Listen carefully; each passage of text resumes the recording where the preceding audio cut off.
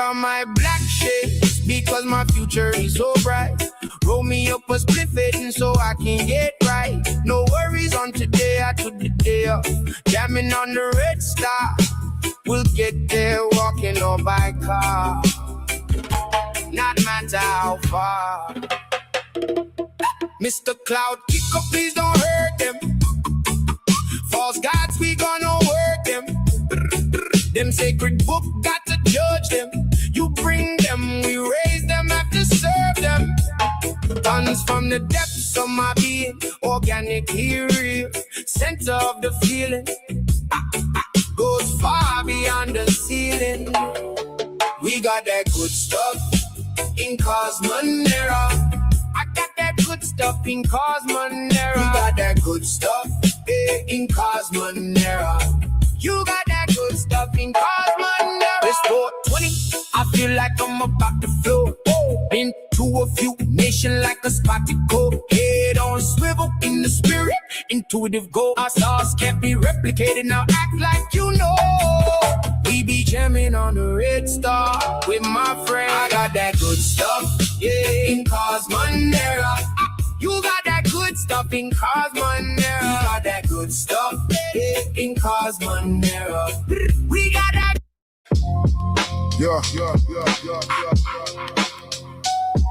Yeah.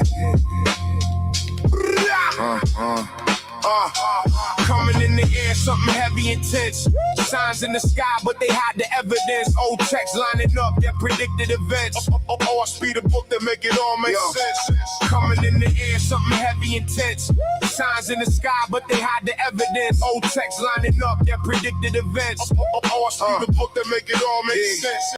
Sirens in the night, nobody shocked at the noise. Yellow tape stretch where they once played as boys. Numbers on the screen turning life to a choice. Timeline scroll quick, life never had a voice. Crowds gather round, but the questions remain. Everybody seen it, but ain't got a name. Patterns in the chaos, but it's easier to blame with whatever narrative the channels want to frame. History buried, but it bleed through the cracks. Old warnings written, now they line up with facts. Same cycles turning, just a different set of acts. Same end result every time it collapses. Nobody asking why the pressure's immense, or why it feel heavier just to exist. Everything loud, laced with suspense, like something got taken without any compense. Coming in the air, something heavy, intense. Signs in the sky, but they hide the evidence. Old text lining up that predicted events. I speed a book that make it all make sense. Coming in the air, something heavy, intense. Signs in the sky, but they hide the evidence. Old text lining up that predicted events. I speed a book that make it all make sense. Books full of knowledge, but the spirit get ignored. Mapped out the stars, they think Saturn's the Lord. Charts on the wall, got them feeling the shore. Cut off anything that ain't measured or explored. Teach what they see, all else is dismissed. Call it blasphemy if it don't coexist with the data they gather in the systems they script. Truth get narrowed down to the lens they equip. People walk around like they stuck in a phase. Talk like they living, but they lost in a maze. Can't tell the difference, real life in the stage. Playing out scripts that they write on a page. Try to speak deep but get labeled intense. Say it's too much or it don't make sense. But the more that they reject, the more it commence. Like a loop that repeat with a porous defense. Coming in the air, something heavy, intense. Signs in the sky, but they hide the evidence. Old text lining up that predicted events. I speed a book that make it all make sense. Big buildings rise, put a crown on the place. Call it center of the world, everything in second place. Power gets stacked, now it's all about the race. Who can dominate the map, who can regulate the space. Leaders speak loud, but it's all self-interest. Every move calculated, never random in the business. Send waves out with just a widen the distance between those who comply and those in resistance. Glory on display, make it look like it's pure, but behind closed doors, it's a different report. Decisions getting made that the public can't afford, where disease get patented without no cure. Expansion the goal and never knowing it ends. Armies of the gods cleanse the land of descent. Every structure built will eventually bend. When it's rooted in control, it despise free men. Coming in the air, something heavy, intense. Signs in the sky, but they hide the evidence. Old text lining up that predicted events. I speed a book to make it all make sense. Time coming close where it won't be belief. Things getting shown, put the doubters to sleep. Not a matter of opinion, a scientific retreat when it's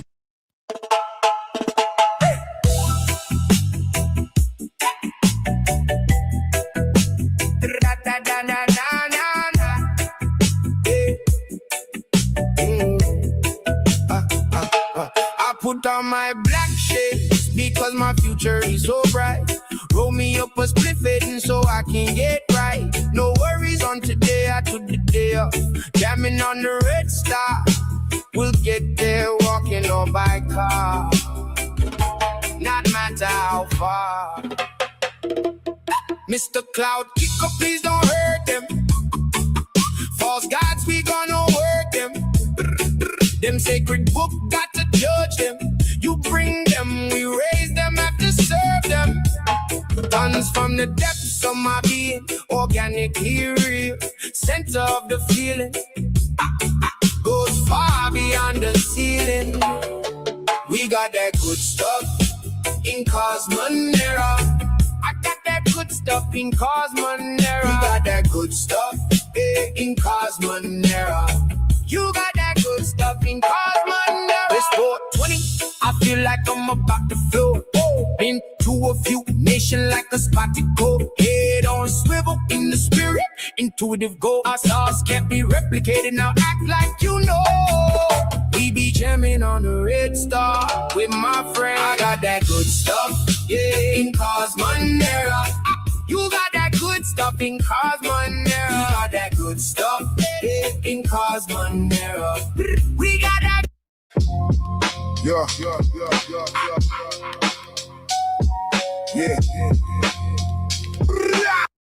Where is the Creator? Why does he not speak? And man inquired of the earth, the rocks, and of all things, Who is this that hath made us? But they answered not. Then man said, The seen are but an illusion, the unseen is the real. And because he could not find the unseen, he was bewildered. You, child of stardust, looked upon the stones and cried out, Who formed me? Who hears me? But the rocks held no answer. The wind passed you by, and the heavens remained silent. Yet silence is not absence, and hidden does not mean lost. The voice you seek is not in the thunder, but in the still breath between thoughts. Jehovih speaks in the longing itself, in the ache that asks the question. It is in your reaching that the Creator is already responding. The unanswered question is the door to remembrance. Golden Gate shining, Golden Gate.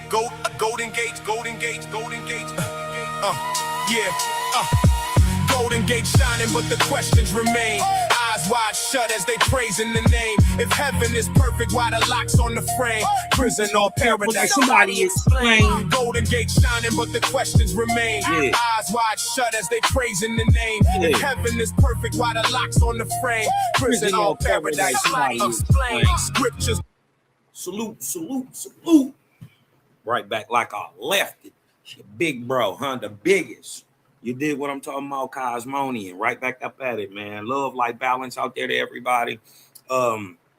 This is Jehovah Chronicles number 316, right? So salute everybody in the crowd. You did what I'm talking about in the chat coming through. You did what I'm talking about. Thumb up the video, share the live out. I'd like to ask y'all a question. Are you black? Are you white? Are you a Negro? Are you colored? Are you black? And if so, are you an African American? And if so, why do you believe so?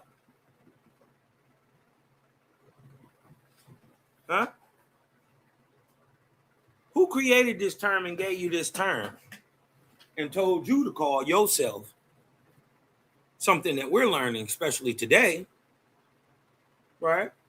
That is not, in fact, actual, factual, or true. But simply right there on the face, we can do things like this. Exactly, Casino. Exactly. Objectively, when they call you black and you look at your skin and it is a copper color brown, That right there can cause cognitive dissonance. They're calling you something you're not. But why? Right? And is that a plan? And many of the people of our people today, and when I say our people, I'm just talking about good people, melanated, right? Because we got done a raw deal. You dig what I'm talking about? In our own land, right? The dope part about that is we got a creator who's fair and just. So if the pendulum swings one way, right, it's going to definitely swing the other. What people is just worried about is that when it do swing on the other foot, and it will, right? It will. You can guarantee that, just like you can guarantee death. It's coming, right? All things are in motion and nothing stands still, right? So when we step back and take a look at the trees for the forest, we find out that this is a whole scheme being applied to the Aboriginal copper-colored people of America to erase them historically, right? This overall theme, even though it can be done, right, in firsthand with bullets and guns and war, right? That's not the only way to genocide a person, right? You don't have to kill them literally or extinguish their life literally when you can extinguish their life on paper and just make them non-existent. Huh? They used to have this old saying, right? The old saying was that the pen is mightier than the sword. I never actually all the way understood that until I got older, and then I was seeing that it was the might of the pen, or the papal bull, that was given the action, and in this case, genocide, paper genocide, its fundamental power. But let's get into the paper genocide on Black Americans. What is it? Right? We're going to find out that it's the reason that you call yourself Black or African American when these things ain't even real. They're not based in any biology. Right? But what is paper genocide? Paper genocide regarding Black Americans refers to the systemic erasure, destruction, or bureaucratic reclassification of quote unquote African Americans and Black indigenous lineage.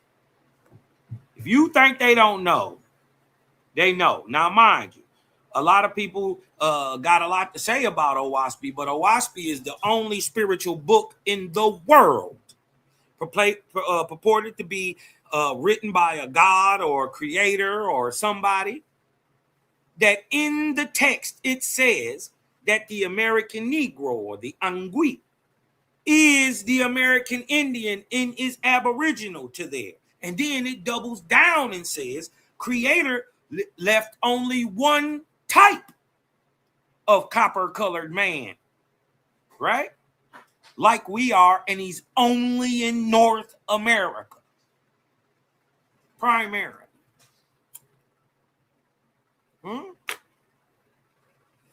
He's copper-colored brown. He has long, black, coarse hair.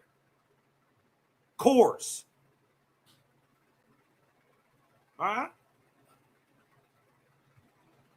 Owaspy is the only spiritual book in the world where the creator of the world tells you that the Negro of America is aboriginal to America. And he put him there on purpose. And the whole reason that he left this certain type of nigger stock on the planet, right, is as definitive proof that man of his own never invented a God in the shape of a man. Let it sink in. The whole reason you exist on the planet is as a sign, as proof that man of his own never created a God in his own image. Why? Because if it is that God is a physical man and you would praise the best of the best men, then you would praise these niggas of America, the moral backbone of it, the spiritual light in America, you would praise them, but no, you don't, you genocide them, you marginalize them, you oppress them. But because see, if man was in the image, or God was in the image of or creator was in the image of man, in fact, the closest to it would be the American Indian Aboriginal. You see how the terms switch? You dig what I'm talking about? What is paper genocide? Right? Regarding these Ahuans, the copper-colored Americans, right? Owaspy, the only book lets you know what the name of your ancient ancestor stock was, what they called themselves, how to find them today, right? We ain't talk about nothing we can't prove. Who are the Kesh Hua?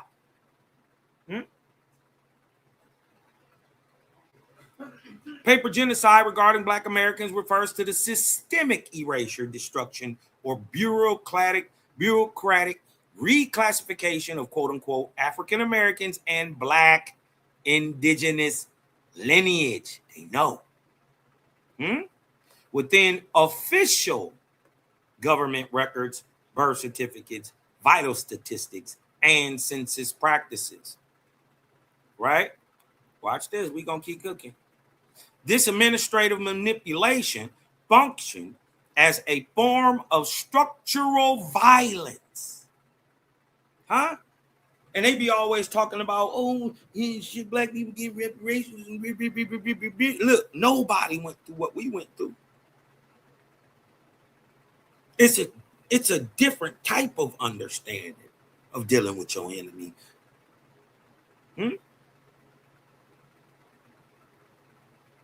This administrative manipulation, or paper genocide, functioned as a form of structural violence, weaponizing official documentation.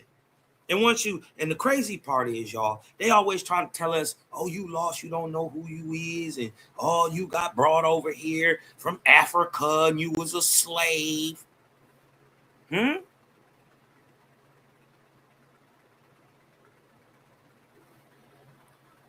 You got brought over here, you was a slave. We don't find those. I ain't found one slave in my family yet. Nor an African. Not one. And on my people's line, I can go back to the 1600s.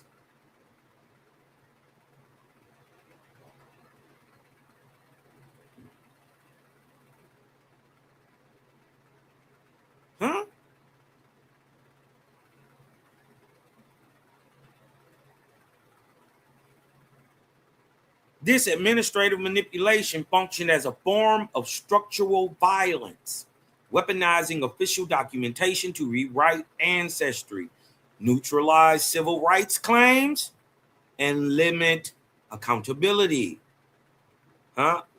This is a mechanism of bureaucratic erasure. See, rather than relying on physical destruction alone, paper genocide operates primarily through the stroke of a bureaucrat's pen. Official and contemporary scholarship points to several key methods used to implement this practice. Watch this. Forced racial reclassification. How many of y'all know about Virginia's Racial Integrity Act of 1924? Now, a lot of people say, oh, it was only in Virginia, but no, this ended up being adopted in more than half of the 50 states immediately within the first year or two. Over half of the people. Boop, boop, boop, boop. The South went along with it clearly. Right? But watch this. Did y'all know that Aboriginal Americans in 1924 were forced, reclassified forcefully without their knowledge in many in times, and changed into blacks, coloreds, negroes? Did y'all know that? It's called the Racial Integrity Act of 1924. Officials legally recognized only two racial categories, white and colored. So right there, we see Aboriginal Americans being misnomered as colored. But you have been misnomered as colored, right? A social status since 1790. So I would beg to ask the question, who are the sons and daughters of the free men of color in 1790 when the first census came out? Who are their genetic descent today? Huh? Waspi calls you the Angui. Angui means first of men in America. Huh? Anybody want to look up what the Iroquois called themselves?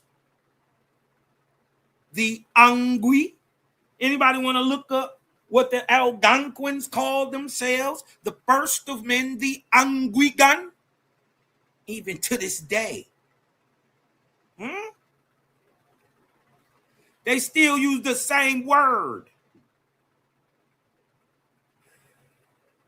This is what you got to understand. The word Angui, first of men, Indian, right? Because phonetics, right, and the sounds can be switched around, and depending on who you talking to, right, the word can be transferred or meaning copper colored, brown. You dig what I'm talking about? So the word Angui, Ongwee, Creator says you would readily know these people in 2026. I want anybody to go in their phone and call their closest Angui homeboy. You ain't got nobody, Lil Johnny Angui, in your phone. No, but you got my little nigga Johnny in your phone because it's the same word. Listen, there is no, when you got to remember when the first people that they would have been coming into contact to Algonquin, Muskogean type speaking people, it would have been the Spanish, right? In the South. In the North, it would have been the French, right? And this is how Egoquim turns into Algonquin. It's anglicized, right? But you got to remember, the Spanish in the South was some of the first to come down there and speak to them Algonquin Muskogean speakers. You dig what I'm talking about? So Angui becomes Negro, right? But you got to remember, ain't no woe sound in Latin. So, but there's a double R, a rolling R sound. So where the wo would be is a ro. So you got negro, meaning copper colored, brown. You dig what I'm talking about? AKA what they like to say is black. But watch this. Officials legally recognized only two racial categories, white and colored. This in 1924, this 100 years ago, 102 years ago. Native Americans And look, this is crazy because they know the difference, bro. They know a Native American and a black indigenous or an American Indian are not the same people. They know it. But what they know is that natives, along with these indigenous, were found here before colonization, or when they started to colonize, they was already found here. We had already brought these people to America, the so-called Native Americans who are Eurasian. They're Eurasian. These people are solely American. So if you went on the reservation and you moved or you migrated to the Americas, you got the Native American status. If you stayed and didn't go for the BS, right? You stayed, you lost your American indigenous status and were turned into blacks and Negroes. So you're going to have the people who are on a little bit of land, who was forced on a little piece of land that wasn't theirs. It was took from these people and then divvied up amongst these people. That's what happened. This is where you get your $5 Indian from. This is where you get bounty lands from. This is where you get eminent domain. Novo terra. All backed by, in the end of the day, dumb diversus, a papal bull from the false god Luamong himself. This how I know that. Listen, Hebrews is gonna be so mad when they find out, when they dad go to heaven and find out Luamong is they Christ is a white man. They gonna be sick. They gonna be sick.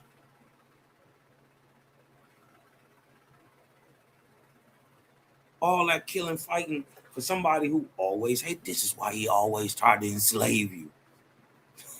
This is why under Christ they tried to whiten up America. It's called the emblanqueamiento. The whitening of America. Native Americans and black indigenous individuals were systematically, and this is the most important part, retroactively reclassified. So they didn't just reclassify grandma and them. They reclassified grandma, daddy, his daddy, going back to the earliest records that they could find, changing the American Indians, right? The indigenous, right? And retroactively grandfathering in the reclassification and calling them, look, coloreds or Negroes. This effectively erased distinct mixed, right? And the only mixing you would have had was one type of Indian with another type of Indian. Right? This effectively erased distinct, mixed, and indigenous lineages.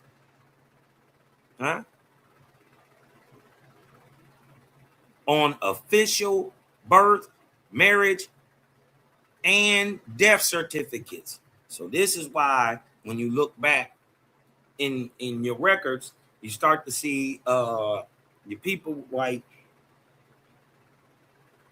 now funny, quote unquote, black people weren't able to be on the census. These African Americans weren't able to be on the census till 1870. So how is my people on the census in 1850, 1840, 1830? Because they already American.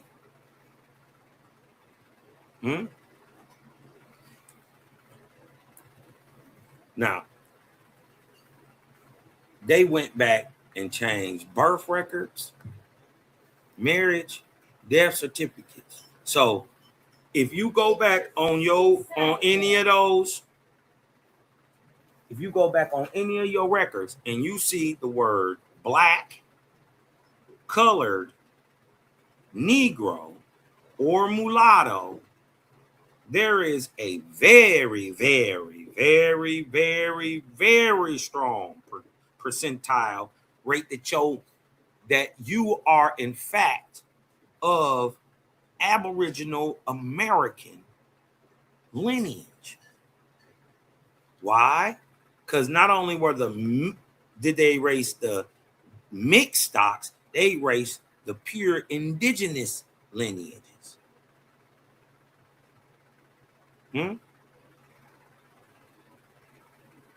Notice it don't say nothing about Africa. Well, that's been debunked anyway, because the Africans came over here as freemen. They signed up with the Confederates and the North, and they just fought on whoever side they was winning. They never lost their languages. They never were enslaved over here. Wasn't enough of them. And then they came over here in the Civil War. 1859, 1860, they signed up free, already speaking languages from the Congo and DR and all them late western coast of Africa states. It was free. Look up Nicholas Said, Nicolas Nicholas Said, one of the most documented people in the Civil War, is an African who came over from Africa, 1859. Now, there's no slave. He could type, he could write, he could read, speak English and Congolese and Cameroonian and all the other languages that he could speak. Well, no slave. They signed up as an indenture, right? Just so happened the Union wins, and because they was taking land from the indigenous people in the South who was fighting on the Confederacy, right? Many of them fighting on the Confederacy, Creek, Chickasaw nations and all that. They was fighting on the side of the Confederacy.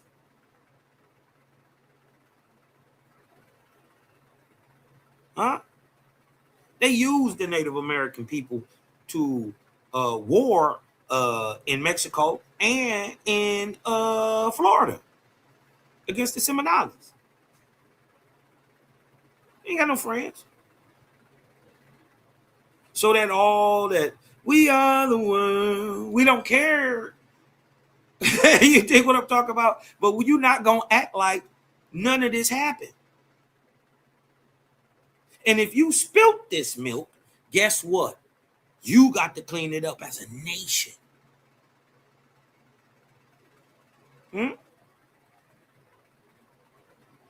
Intentional record destruction. Archives, local court documents, and family lineages belonging to Black communities were frequently destroyed, altered, or neglected. This stripped descendants of the paperwork required to prove land rights, inheritances, or ancestral continuity.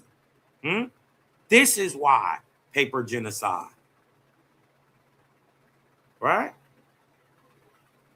Because it was harder to prove land rights, especially that you got it from your third great granddaddy.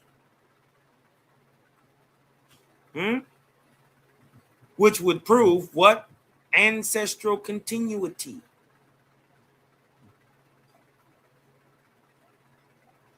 They was out for your land. So this don't make you no slave. This what this actually makes you is a POW, a prisoner of a war, a genocide. No different than the Palestinians.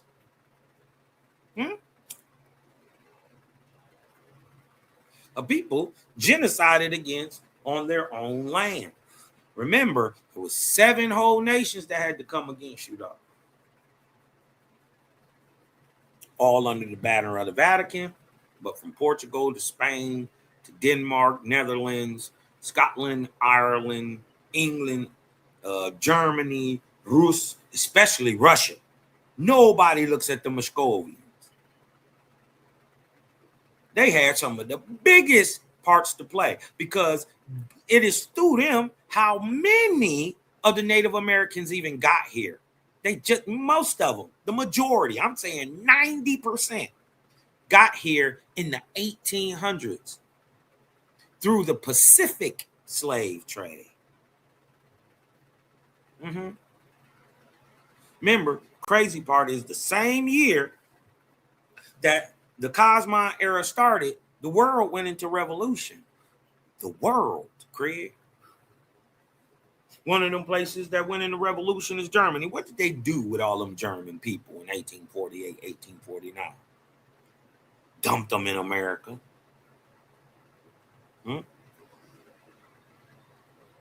Many of those people get land patent rights and become your $5 Indians.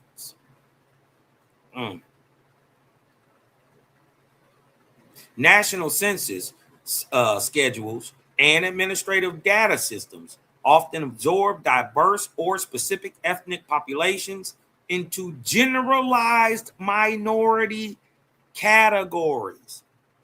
This neutralizes distinct socio-political claims and limited federal funding or legal recognition. What about the legacy of Walter Plecker? This is the man who implicated the Racial Integrity Act of 1924.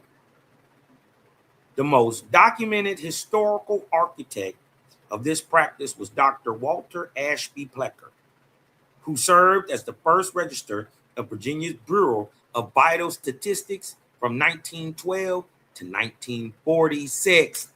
It's 80 years ago, y'all. That ain't even that long ago.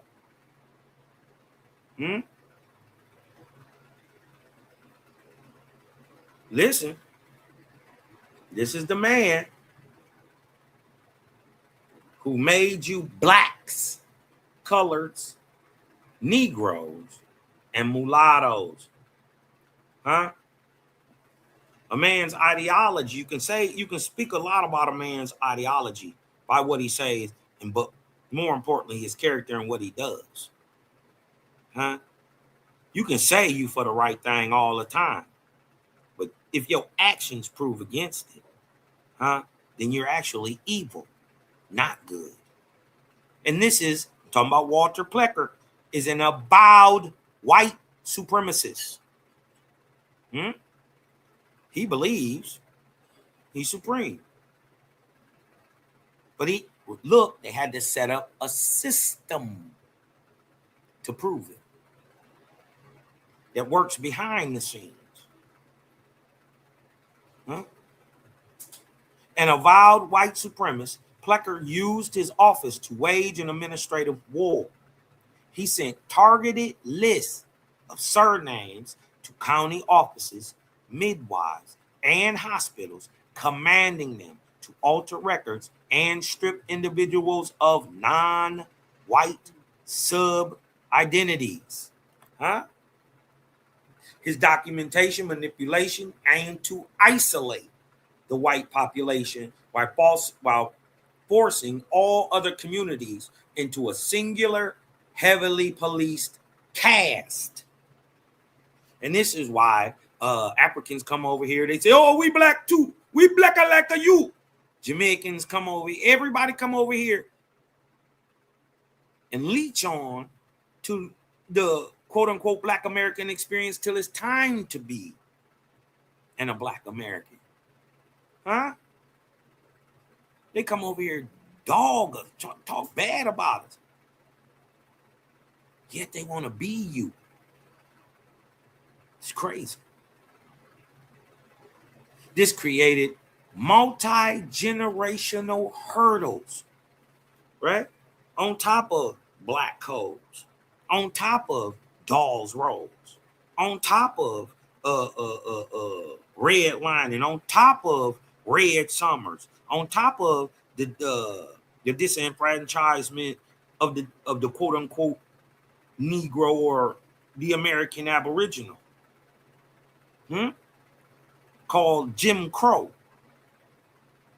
That's a disenfranchisement scheme. Y'all ever ask yourself, if it was you in 1865, right? You so-called black. If it was you in 1865 who fought and got civil rights in 1865, why did you have to come and get them again in 1965? Maybe because the first ones wasn't for you in the first place. Maybe the real cause of the Civil War was that white people, quote unquote, didn't want to see more pale-skinned people enslaved in the South. What if they told you the story backwards?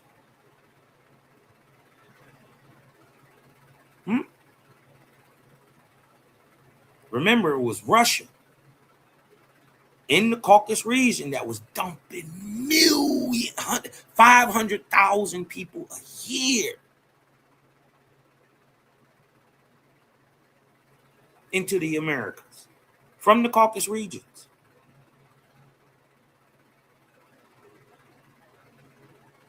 His documentation manipulation aimed to isolate the white population while forcing all other communities into a singular, heavy policed caste, which this created massive multi-generational hurdles for families trying to trace their genealogy. What about the modern impacts and fight for repair? Right? A lot of people don't know reparations, right, is a term for repair. It's the act of repairing a thing. The consequences of historical paper genocide are not closed historical chapters. They directly restrict contemporary justice, identity correction, and reparation efforts. Right? You want reparations, you gotta change your status. A black can't get it. Negroes can't get it. Coloreds can't get it. But Americans, Aboriginal Americans, American Indigenous. Shout out to my sister, Mama Chief, with the AI. Dig what I'm talking about? The Aboriginal Indigenous. Because you're not getting it for slavery. Nah, you're getting it for crimes against humanity. And the greatest one of them is genocide. So they not only did it to you with guns and bullets, right? Oh, they got a word. They got a saying in Spanish. They got a saying in Spanish. It goes, pluma y plata.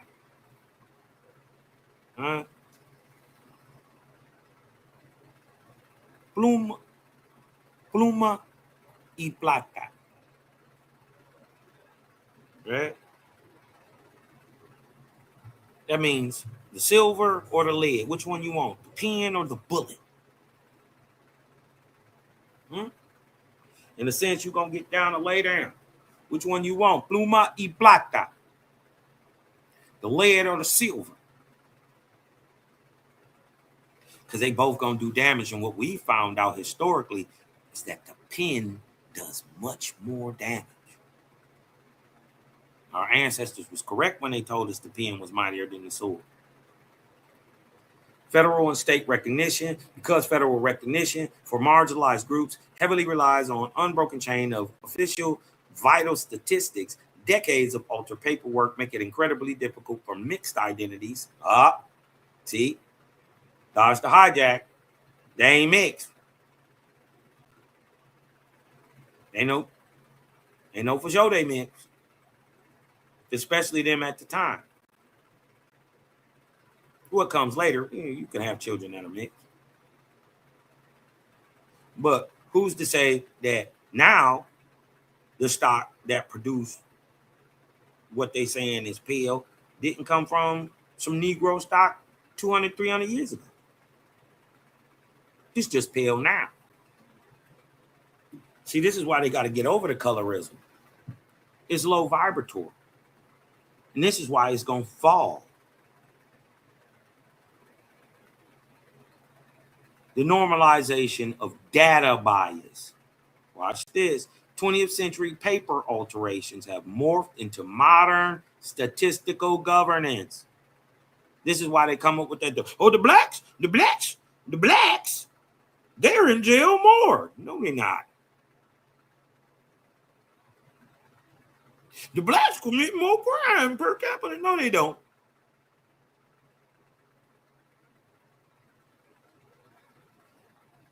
These are, in a sense, hateful YT talking points, YT supremacist talking points. 20th century paper alterations have morphed into modern statistical governance. Algorithms, demographic reporting, and social funding formulas rely on these flawed historical baselines, continuing the administrative erasure through modern data systems. Let's go here real quick. This is from the Uncommon Wealth, a record of paper genocide, right? We're just gonna we're not gonna go deep into this real quick because I want to show you the outcome of this cognitive dissonance, right? And we're gonna show you for years. This is why they always told you, Owaspi told you, the kings have found that to keep my people in ignorance is to keep them in slavery. This is why they told you, if you want to hide something from a nigga, put it in a book. They just, because they never thought we'd be able to read it. Especially when you're changing the language and the written script. And you dig what I'm saying? Right, this is Voices from the Library of Virginia, the Uncommon Wealth. The U.S. federal census, for example, is not an entirely unbiased tool of data collection. Let's see if I can blow that up a little bit.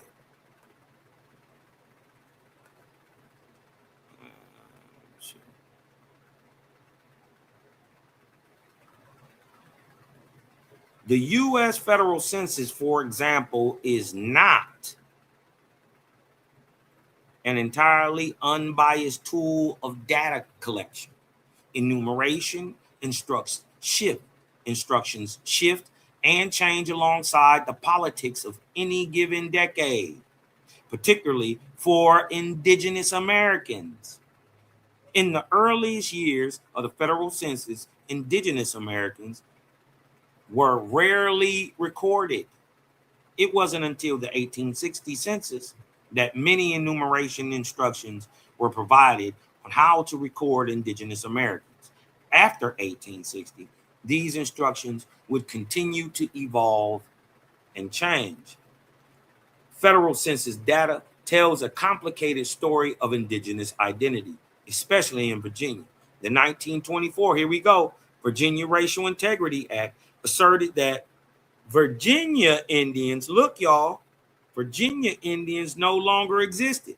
Well, if they no longer exist, how is it possible that y'all can, these whites from Europe, can say you're descent of Pocahontas? Did y'all know they got a rule in Virginia to this day? And this is how the whites got in. Everybody says, oh, we're descendant of John Rolfe and Pocahontas. Right? But he's claiming, right, still then, that the Virginia Indians no longer existed. So that means the whites of Virginia aren't Virginia Indians. If none existed, the brown ones don't exist, can't no white ones exist.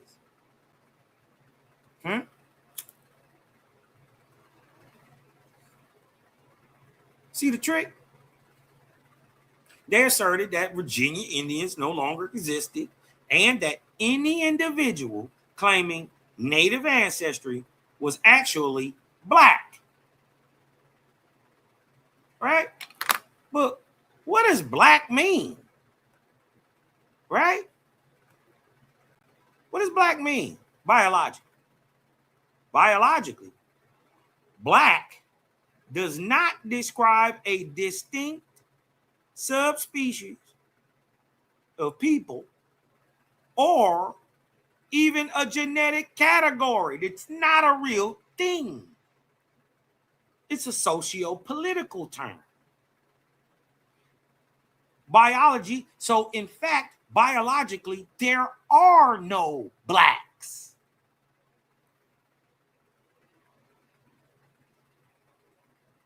Black does not describe a distinct subgroup, subspecies, or a genetic category, as human racial groups are what?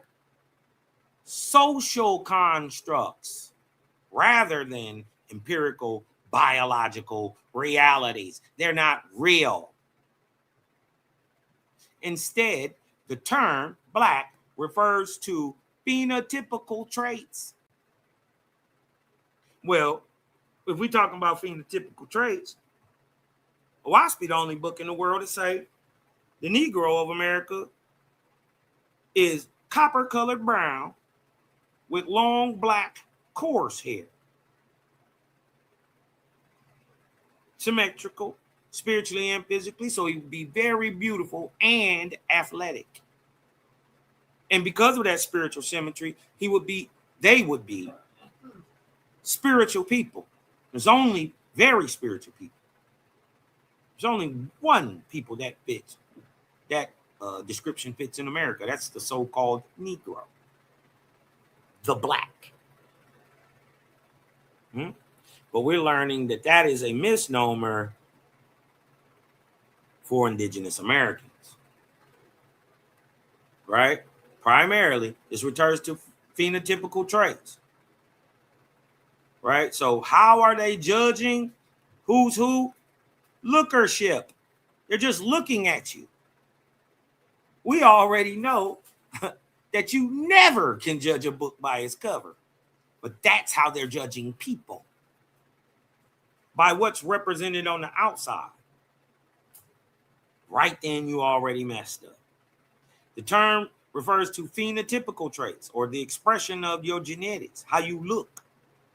Primarily, higher concentrations of melanin in the skin, in the hair, and in the eyes that evolved as protective adaptations to high UV environments. It's funny. Owaspi was telling y'all that in 1881.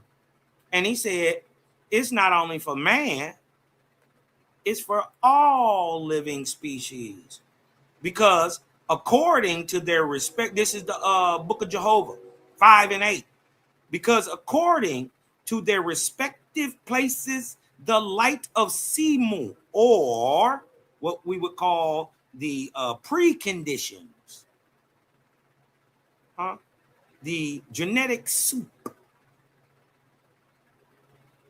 the building blocks of genetics. Because according to their respective places and the what? The light from the created in our atmosphere from the sun upon Simu, or primordial substance, so I quicken them.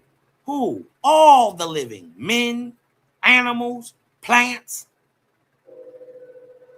in their color. So Owaspi tells you in 1881 that people were created. Well, hold on. Let's keep reading. According to their respective places and the light upon Simu, so I quicken them in their color, adapted already from day one to their dwelling places. Each and every living thing I created new upon the earth of a kind, each to itself, and not one living thing did I create out of another. But watch this. According to them, to their respective places, I created the living, not in pairs only, not in two people in Africa, but in hundreds of pairs, and in thousands of pairs, and in millions of pairs, everywhere they could live. Their respective places. So the closer you are to the equator, the darker your skin is. The further you are away from the creator, the lighter your skin will be. Owaspy was telling y'all that in 1881, before science even knew it.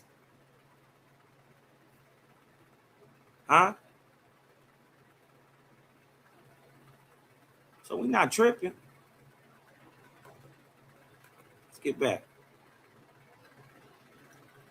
Right? Walter Plecker, the Virginia State Register campaign for the erasure of Native identities throughout the state, he retroactively, see, hear that word again, going back, changed the identities of Virginia natives by rewriting decades of records. Cora Alman, a Mattapony native, was originally registered as Indian on the 1940 census. However, the three letters denoting her identity, I-N-D, were scratched out and replaced with the number 2, meaning colored. That's what they did. Right? But I want to show y'all this real quick, because that creates this cognitive dissonant state of understanding about who you are. I want to get into this. And I want to show you the confusion caused by this Negro, colored, black, mulatto understanding, because a lot of people think that a Negro and a black and a colored are the same thing. And they not. What you talking about, Cosmo? Blacks is Negroes. No, not necessarily. Negroes is black. No, not necessarily. And that's the confusion. That was the purpose of paper genocide, to erase the people historically, so there's always an argument. And then, crazy enough, the people who rewrote the history turned around and gave you your history, and people believed it. Was indoctrinated. People are still, Negroes of America still think that they from Africa. That was the whole point of paper genocide. So you never take accountability of the earth up under your feet. Because guess what? You might have ancestral ties to that. There might be a continuity to the land. So this is why they erased your history. It was important to erase the genealogy of who you are. This is from Jack D. Forbes, right? This is from the book, The Use of the Terms Negro and Black to include persons of Native American ancestry in Anglo or pale-face North America, right? The Anglo people from Europe who are pale-face, because there are people from Europe who are not pale-faces. Nonetheless European, but they're not, in fact, Anglo or Caucasoid, however you want to use it. Watch this. And watch this. I want to show y'all the pit of cognitive dissonance you get in with these terms, allowing your historical enemy to tell you who you are. Watch this.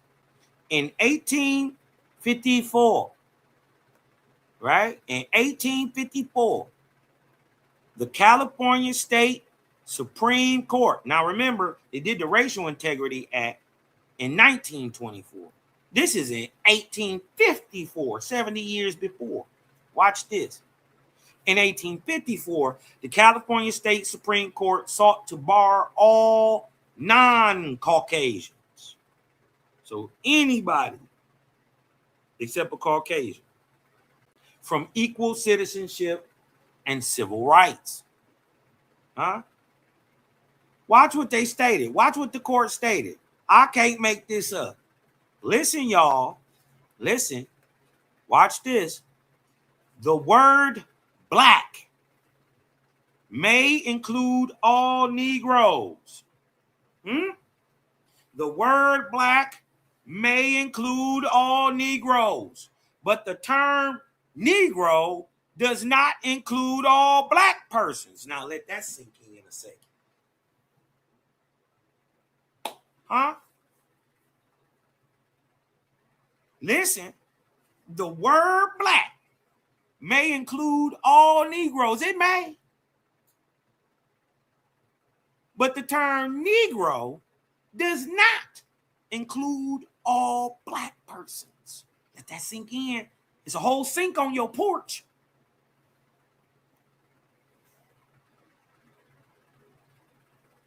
Huh? Black may include all niggas, but nigga don't include all blacks. Let that sink in. We are of the opinion that the words white, Negro, mulatto, and black person, whenever they occur in our Constitution, must be taken in their generic sense. Huh? So Negro, mulatto, black person are, in a sense, the opposite of white. Remember, their whole point is to dehumanize you and not give you equal citizenship and civil rights. 6 years later, you're in a war. You wasn't never having nothing in America. Nobody didn't know. Listen.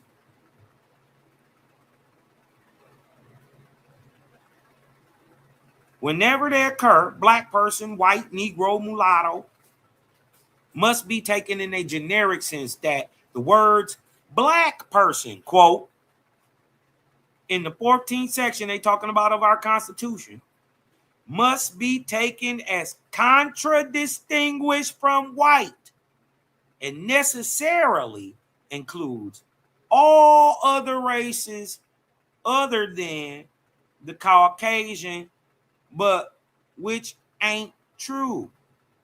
Because see, a black is not necessarily a Negro. So white people, Europeans, pale faces, Caucasoids, who were enslaved with pale skin would have still been called a black person. Y'all see that? Because it doesn't have anything to do with skin color. White doesn't have anything to do with skin color. It's a status. Many of us, even like myself, I got grandparents who go from Indian to white to mulatto to color in 40 years. Huh?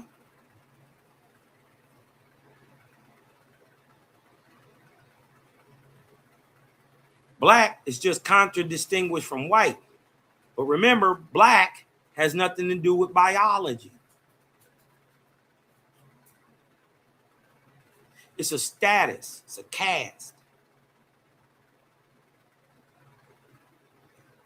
Huh? So a pale-skinned person, right, could be a black person because of how they live. So when they talk about blacks in the 14th section, right, They're just talking about people who were looked at as non-citizens and didn't have civil rights. That would have been everybody coming from Europe at one time. What I'm telling you is that's who they talking about primarily. The blacks are from Europe, irregardless of skin color. It's a status. It's like a serf, a slave, contradistinguished from white. Huh? Which would have been the people who were owning businesses, were Christian. Primarily.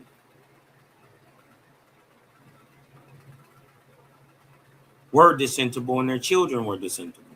That makes you white.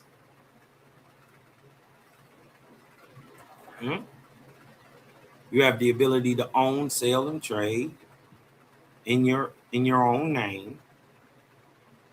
Own people, which was lawful. This is why you're never going to get reparations for slavery. It was legal. It was just the business of the day. That's why HR, 192, it'll never work because you're trying to get it for slavery.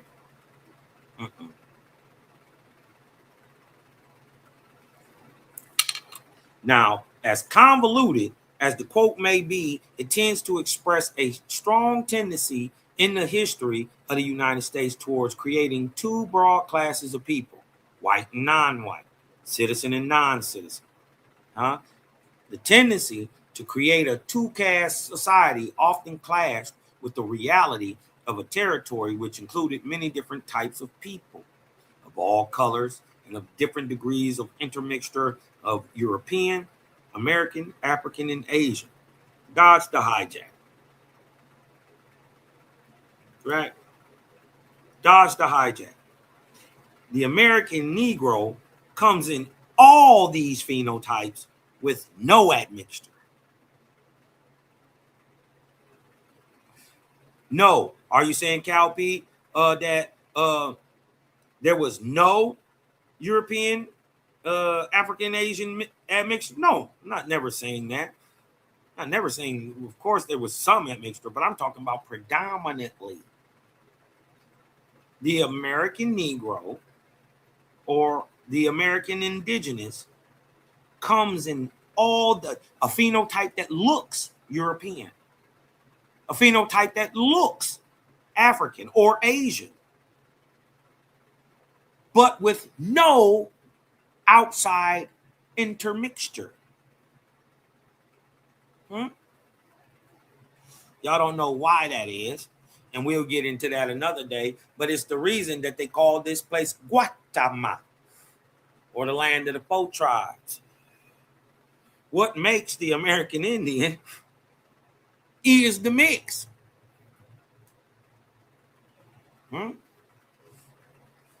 You had a spiritual people who are hyper intelligent, known today colloquially as the Mississippians. They are your mound builder stock called Iron, also known in America as sheep.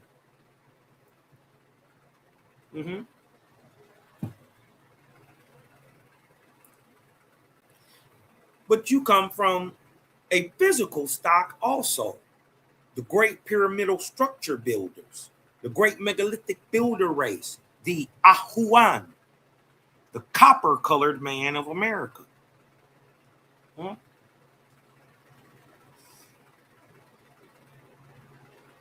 You produce every one of these phenotypes without admixture. So dodge the hijack. Are you saying there were no people that were brought over here that intermix? No, I'm not saying that.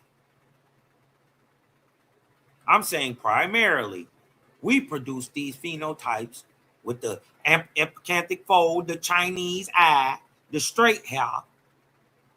We produce the thick nose and the thick lips long coarse hair and short dark hair, a pale skin, lighter haired, lighter eyed American Indian. Every single phenotype. We don't need no help. Never did. This is why this place is called the land of the four tribes. Watama. What happens when you mix everybody together? You produce a nigga.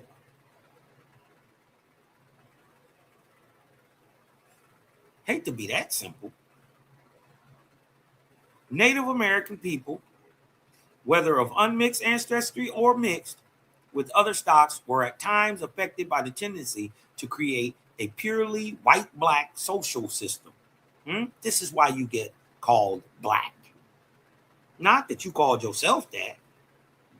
It was applied to you, whether you wanted it to or not, whether you knew or not. At home, you were still Algonquin. At home, you were still American. But on your paperwork, in the social system, you just got changed into black, colored, mulatto, and negro. Especially when, what? Watch this. They were affected by the tendency to create purely white, black social system, especially when living away from a reservation in the cities that y'all built anyway, that was here thousands of years before colonization. Especially when living away from a reservation or an ancestral home. That's when you got turned into a black, a colored, or a Negro. Watch this. In the British slave colonies of North America, along the Atlantic coast, many persons of what? American ancestry were at times classified as blacks, Negroes, mulattoes, or people of color. This, my friends, is paper genocide objectively. How many of y'all think y'all are black today? How many of y'all think y'all are Negro? Or I'm a little mix, I'm a mulatto. How many of y'all think y'all are a person of color? What color? Copper colored brown.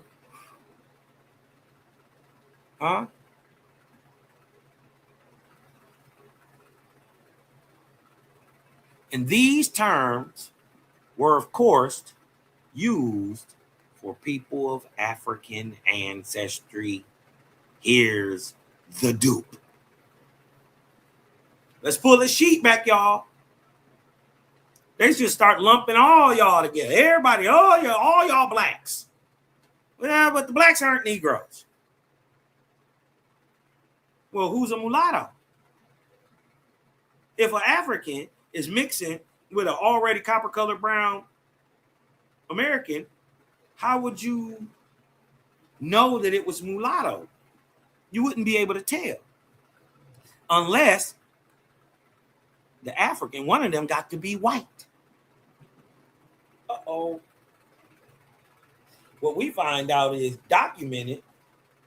There were Europeans enslaved in the same places, millions of them, in the same places that they say they took your family from. Yeah.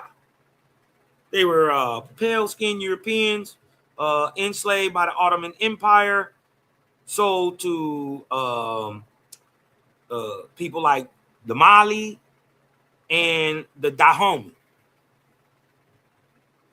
From Arabs who were working with the Corsairs and also the Vikings who were raiding Russia and the Isles all up and down the western coast of Europe, selling Europeans to the Ottomans who were selling them into North Africa and West Africa slave trade.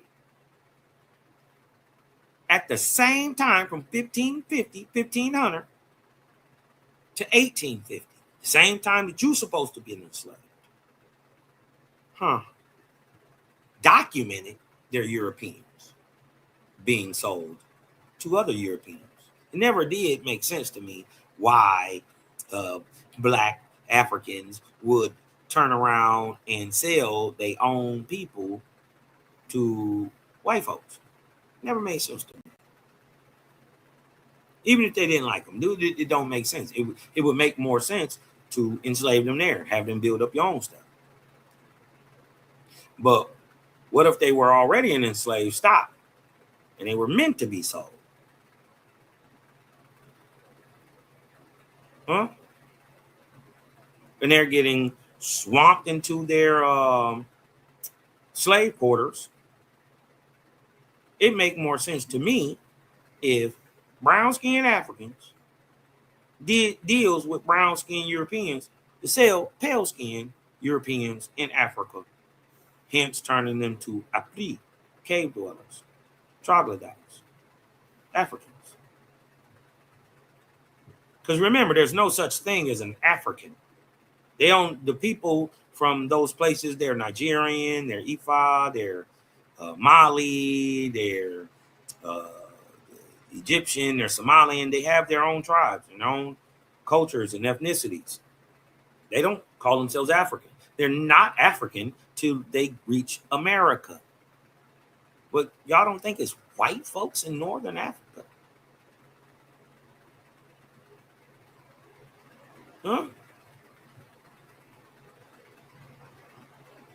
If white people only come from Europe, well, why are they so deep in Africa?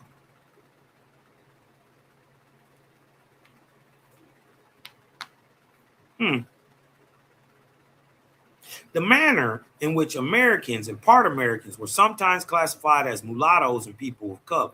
Remember, this is lookership. They just looking at you. Oh, he look like he mixed with a little something. Yeah, might be European and African. Yeah, that's it. You a mulatto, nigga. Notice, you ain't American.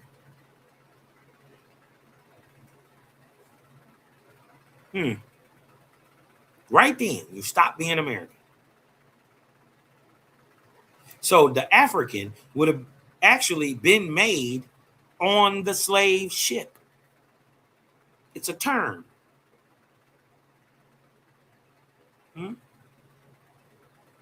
Used for people groups sold in the slave coast of Africa. Many of them just happen to have pale faces. These are the people who was getting freed in 1860 in the Civil War. Look up a book called The Secret Cause of the Civil War. It was white slavery. The manner in which Americans and part Americans were sometimes classified as mulattoes and people of color from New England to South Carolina and in the Spanish Empire are explored elsewhere. The purpose here is to illustrate how the term Negro has been applied to people of American descent. What? Hold on. Watch this. Hold on, let me see if I can find this.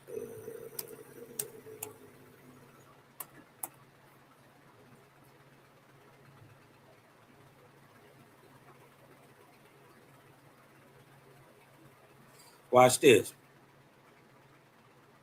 Insofar as the term Negro became synonymous with slave or a servile status, it lost any specific color reference and became a general term of abuse. Darker people preferring to be called preto as a result. It is highly likely that the Spaniards also referred to slaves generally as negroes in the Caribbean, and that the Dutch took over the same general practice, since Negro and nigger were not Dutch words and had no immediate equivalent except zwart, donker, or bruin, meaning brown. or dark. A Dutch-French-Spanish dictionary of 1639 has the following entry for Spanish: Negro, noir, somber, obscure, brune, swart, donker, bruin, which is Dutch. Thus, Spanish Negro could be translated as dark or brown, as well as black, swart. Undoubtedly, this usage facilitated making reference to all slaves as Negroes or niggers in the Dutch language. Moreover, it is significant that a Spaniard residing in Antwerp in the early 17th century, the preparer of the dictionary saw Negro as being translated in a number of ways in both French and Dutch. Let me see real quick.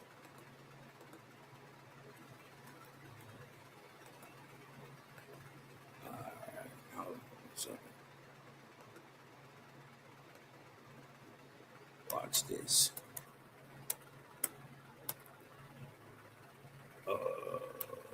Boop, boop.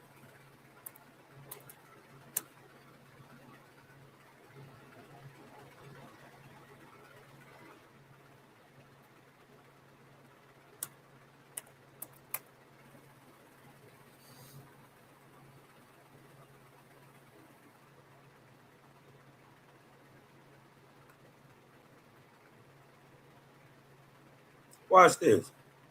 The possibility that Native Americans were commonly called Negroes is very much supported by Portuguese usage. During the colonial period, Brazilian Indians were repeatedly referred to as Negros or Negros de Terra, Negroes of the land. And a great many examples from the 16th and later centuries are cited by George Federici in his analysis of Portuguese sources. These do not have to be repeated here, but suffice it to say that it is so common that finally in 1755 a royal decree had to be issued as follows. Among the most regrettable among the regrettable practices which have resulted in the disparagement of the Indians of America, one prime use is the unjustifiable and scandalous practice of calling American Indians Negroes. So, but the problem is you've never heard us call an American or Native American a Negro. They've never been conflated or even thought to be Negroes. So obviously, when they're talking about these people anciently back in the day, 14, 15, 16, 1700, 1800s, they're talking about people who look commonly like Negroes. And guess what? Native Americans don't look like Negroes. They're not. Americans ain't even Negroes. But Negro determines a phenotype of heavenly melanation in the eyes and the skin and in the hair. Modern and ancient Indians are not heavily melanated, nor were they ever. They're not Negroes, nor were they enslaved. But funny, they come out with slaves. How is that?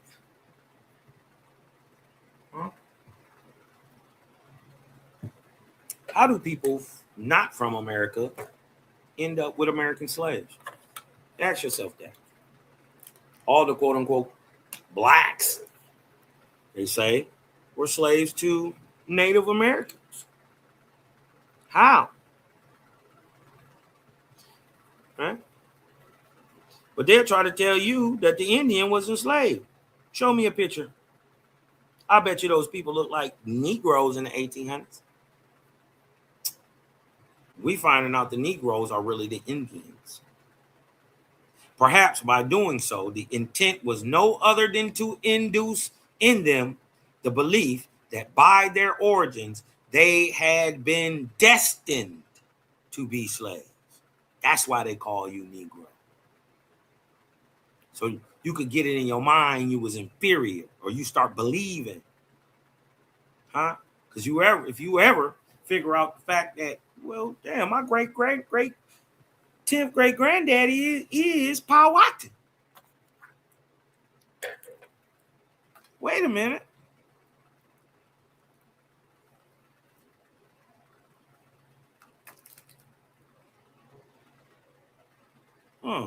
When you find out the Jacksons are Alabama Indians, got descent straight from Tuscaloosa and Black Panther. Oh yeah, them is Black Panther is an American Indian. He's the son of Tuscaloosa. Who Tuscaloosa, by the way, his name means giant black warrior. He's an Alabama Indian.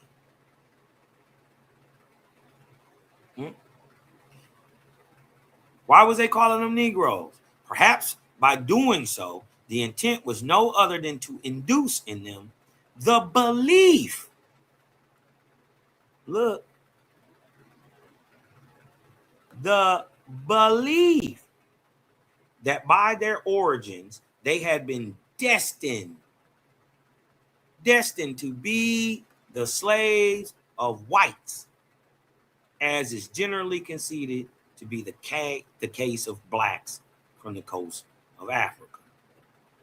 The directors will not permit henceforth that anybody may refer to an Indian as a Negro, nor that they themselves may use this epithet among themselves, as is currently the case. So they didn't call themselves Negro.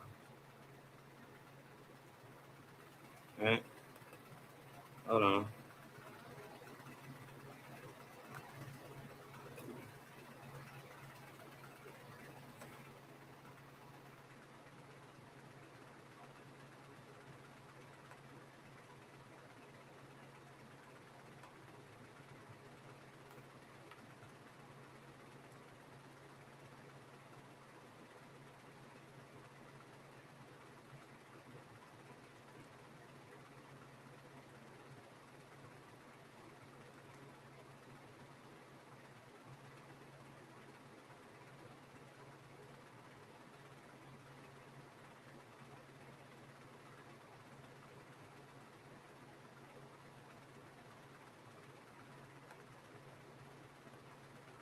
Let me move this over.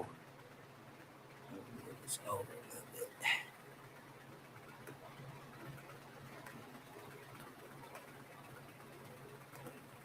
Hold on.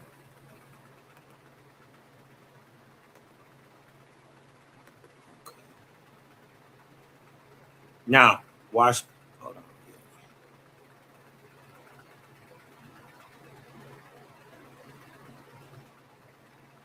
Watch this. What the English meant by the term Negro when they first began to use it is not clear. Certainly, it was not then synonymous with slave, as a great many persons so classified were free. Huh?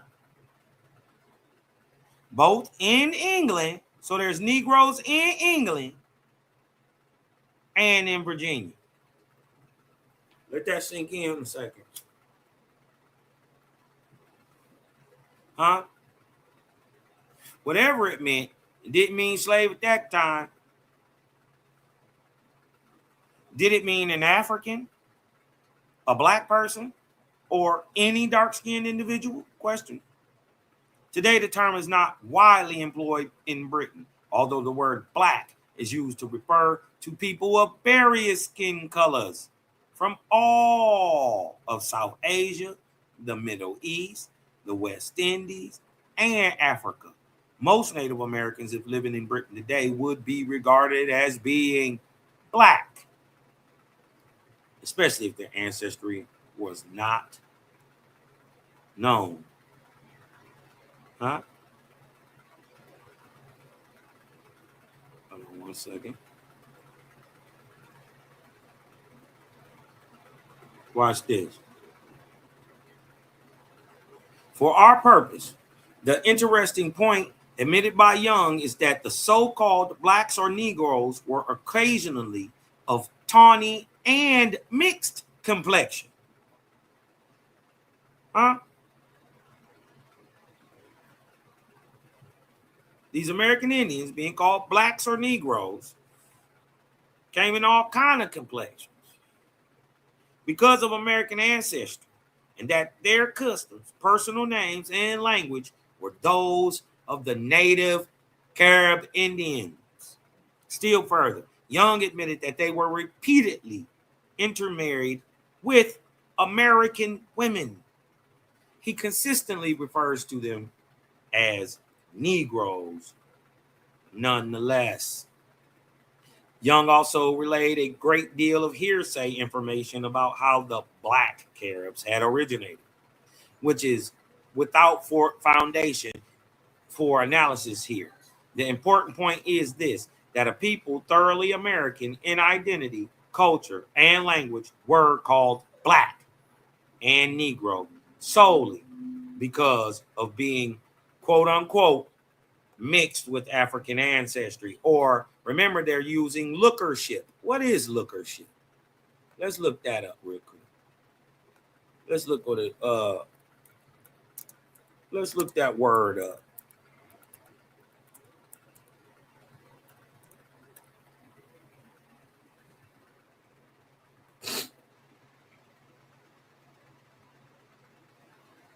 Hold on.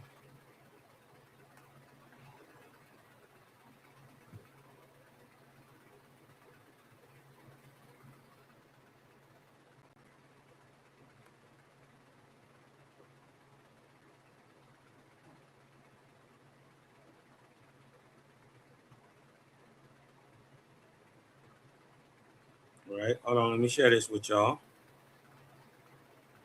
Etymology from looker and ship, spelled on readership, modeled on readership. A noun, lookership, countable and uncountable plural lookerships. An audience of a looker or lookership is an audience of people who look. Also, the state of being a looker or observer. This is how they're saying who is who in what and in what context by how they look. But remember, the African and the Negro many times are similar. Just depends on where you come from. And they're only calling you African because these people are brown. Right? So they think the brown people automatically got to be African, just like they trying to tell you today. Didn't they indoctrinate you with that in school? That all black people in America is African. Come to find out, no, they're not. The proof is that you call yourself black and Negro today.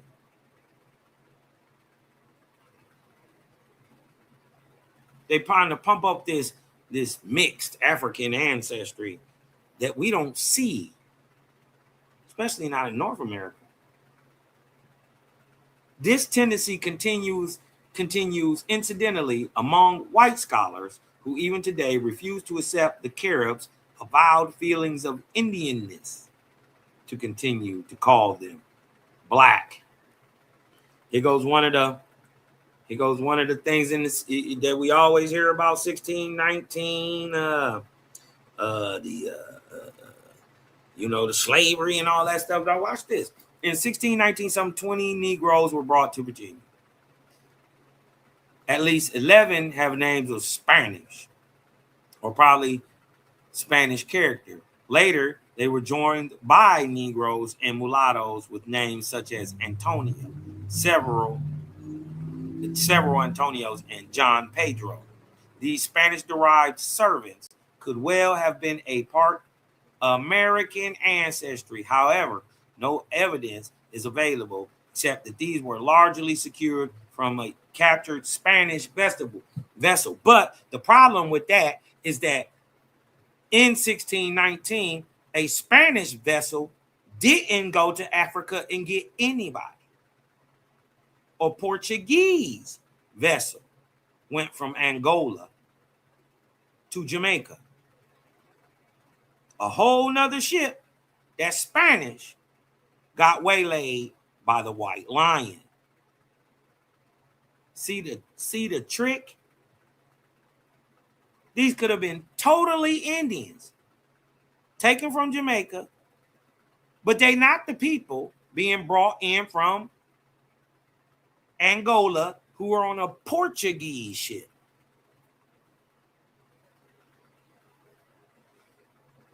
That's the dupe.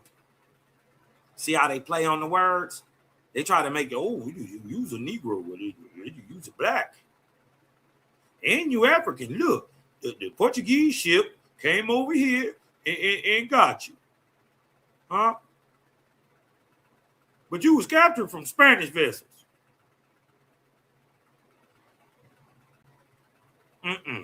Trick no good, homie. And watch this, 1676, one Gowan, an Indian servant, acquired his freedom in Virginia. 2 decades earlier, Mill Hill Gowan called a Negro. 2 decades earlier, 1655. Mill Hill Gowan called a Negro also acquired his freedom. It would appear that the quote-unquote Negro was probably father to the Indian in this case. Come on. Remember, it's just a status. Negro, Indian is not what you are. All these people would have been was American and the only true American. I'm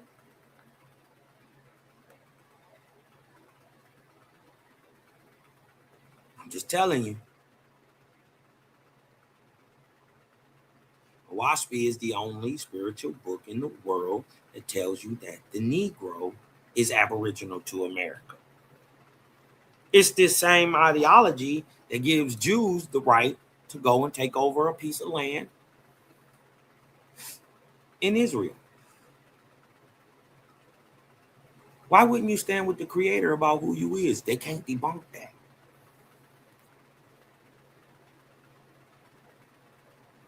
Huh? I'm going to keep this one short, y'all.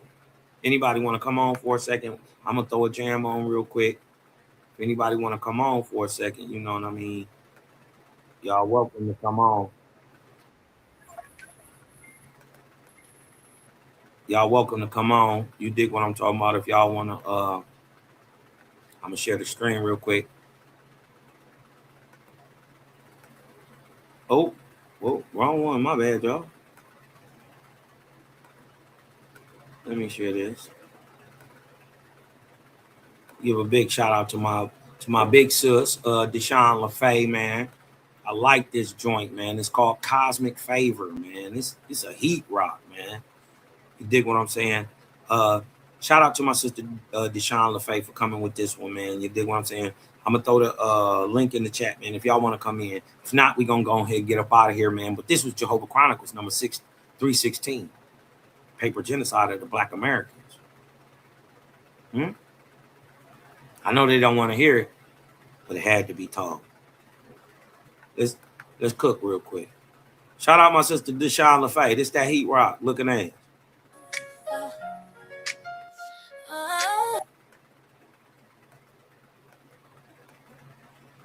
Whoa. Everything meets me where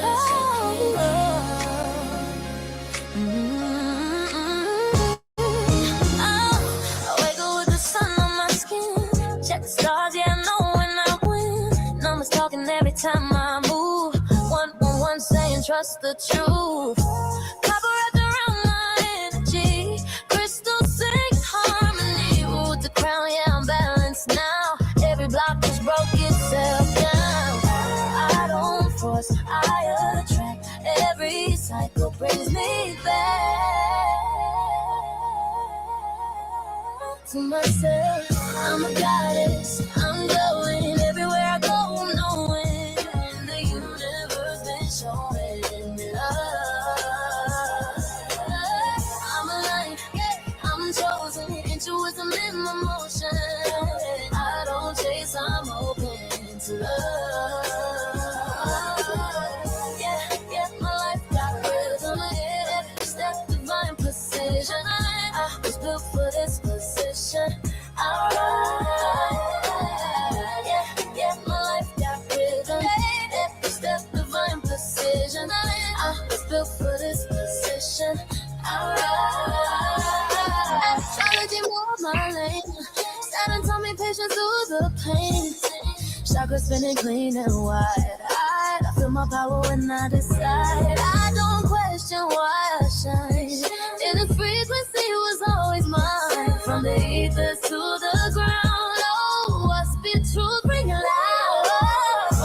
I remember who I am. Light encoded in my head.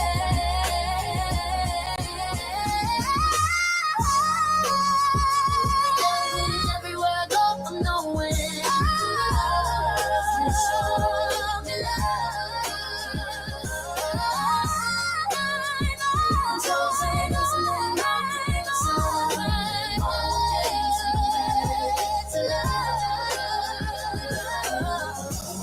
Yeah, my life got rhythm.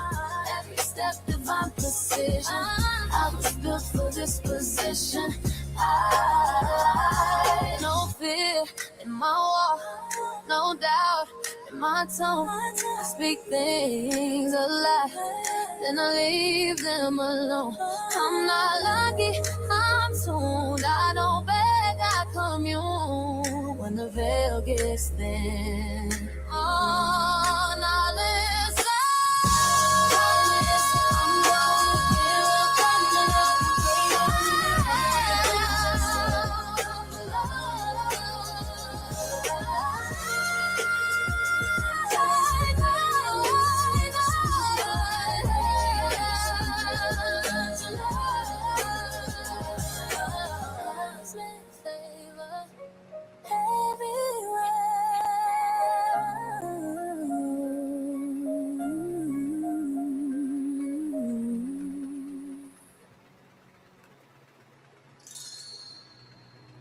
What is the difference between a god, goddess, and a lord? In Jehovah's great creation, every soul has a place in the unfolding harmony of light. But what is the true difference between a god, a goddess, and a lord in the spiritual hierarchy revealed in Oaspe? A god or goddess in Oaspe is a high-ranking soul appointed by Jehovah to oversee an entire division of the atmosphere and heavens or parts of the earth during a Danha cycle. They govern vast spiritual dominions, lead resurrection efforts, educate billions of souls, and establish divine order and peace. Their office is both sacred and temporary, and they are held accountable to the light. A lord, while also a being of great advancement, serves a more localized role. Lords are appointed beneath the god or goddess to oversee specific divisions, such as a continent, a nation, or certain tribes of people. Lords guide, teach, and uplift within a more focused region of earth and its corresponding spiritual plane. They often work directly with mortals and Esians, and they are deeply connected to humanity's cultural and spiritual development. Gods and goddesses hold greater responsibility and govern larger spheres. Lords serve under their direction, fulfilling important missions within smaller fields. But both are equal in devotion, both are sacred in service, and both rise through light, love, and surrender to Jehovah's will. In Uspe's heavenly order, the question is not who is higher, but who serves more fully in the light. A lord may one day become a god may return again as a lord.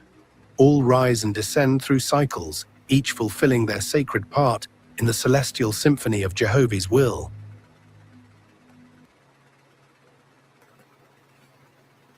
Got my brother up in this thing. Prince Judah Vaughn, what's the word? Jelly Bird. Peace, big bro. How you feeling, man? Another excellent lesson. You already know, man. Holding on like a hubcap, but I'm in the fast lane still spinning. What you got? Well, Man, I'm doing the same thing, boy. Leaning to the left real hard in the fast lane. But you know what I'm saying? I just want to come on and get some wisdom from my big bro. You cooking as usual. Man. You know what I'm saying? Proven with facts, figures, axioms, and receipts. You know what I'm saying? Well known that they tried to erase our indigenous connection to our own home. Boy, Facts. You know that's what I mean? dangerous. Yeah. The crazy part is Owaspy told the story 6,000 years before it happened. Predicted it.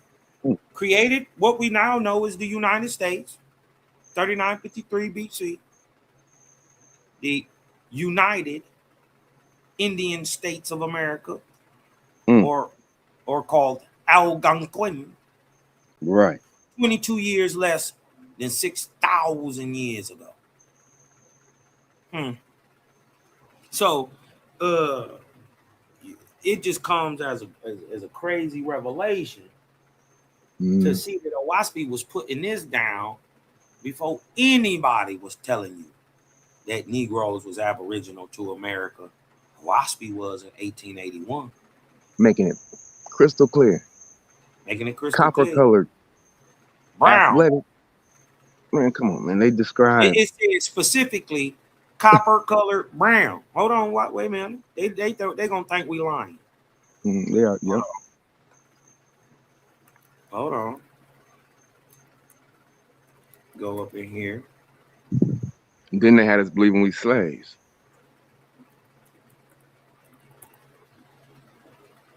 Say it again. I didn't hear you, bro. I was saying, and they had us believing we were slaves. Yeah. On top of that, not only did you take our land from us, then you gave us a slave history. Now that'll piss. You know, when you come into that knowledge, because I didn't know all of the facts of the matter, you know, before I got to O myself and read it for myself. And I was like, right. You know, what? Now, watch this, y'all. Because, see, what they don't tell you is that the aboriginals of America still call themselves Angwi today. The modern term for Angwi has been conflated and changed into Negro. Right? Now we're talking, now this is the Lord's third book, chapter 2. Right? Mind you, they talking 20,000 years ago now. 21,000 damn near years ago. It's around 18,000 BC. The Angwis, the Negroes, came subtly into the world. By the thousands and thousands they came. In the North, we only talking about North America. Right. Remember, Owaspy says there's only one type of you left on the planet, and it is in North America. Salute. By the thousands and thousands they came in the North, South, East, and West. And they had long hair, black and coarse.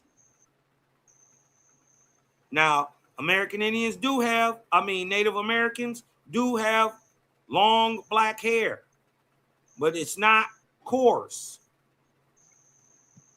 And here's the kicker. So you got to have long black coarse nigger hair. But not Siberian stringy black.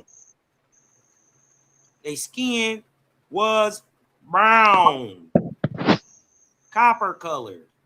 Their arms were short, not long. They were short, like the mound builders, the Ions. Very proud was these Negroes, these Angwis. Mind you, the Algonquins and the Iroquois both still call themselves Angwi today in 2026. Cold party is they all praise the Great Spirit too. Both all Iroquois and Algonquins. They don't praise God. That was the whole Lord, point. No Savior. And they would not mix with our forefathers, the Ahoans, the large copper-colored Negroes, the megalithic builders. They didn't mix back with their fathers. They mixed back with the people who had the short arms, like the Irons, the mound builder stock. They kept interbreeding with the mound builder stock. Why? Because they was proud. They would not mix with the Ahuans, and they dared not mix with the sacred people because of the command of the Lord. And we know that this at first held. But then these Anguis, who are large, just not as large as the Ahuans. Right. One thing about the Ahuans that you got to know is our ancient forefathers was huge. But one of the things that stood out about them, and you can always tell in their corpses and in their bones, is that their arms are longer than their legs. Right? And they always try to tell us that they got this great monkey, this big old ape, who about 8 feet tall, called Gigantopithecus. I'm telling you, they trying to hide your ancestors. They didn't found these people, but because they so big, because they are that large, they create, you dig what I'm talking about, a body around them, even when they may have only found the head. Like with the Gigantopithecus. So they say, oh, it's like a monkey. No. Interesting. Now that's they dared Ahuan not stuff. mix with the large copper-colored Ahuans, and they dared not mix with the white and yellow copper-colored sacred people. The Aguigan, the American Indian, the modern, Gan means modern man. Angui is the iron-leaning Ahuan. Which is an Indian. An indigenous North America. North America, specifically. Nappy hair. Athletic, symmetrical. Yeah. All that. Spiritual people. That's the one. Beautiful. So you're going to be pretty. Because you're pretty on the inside. What? So the American Indian, the Ahuan leaning modern man, the Ahuans are copper colored. Upright, right? Upright. First of men. Talking. So put your shoulders back. So the modern Negro, that's what Anguigan stands for. Remember, the Indians were changed into Negroes. We just went over that. So Gan means modern man. Angui means the copper-colored people who lean more like the mound builders.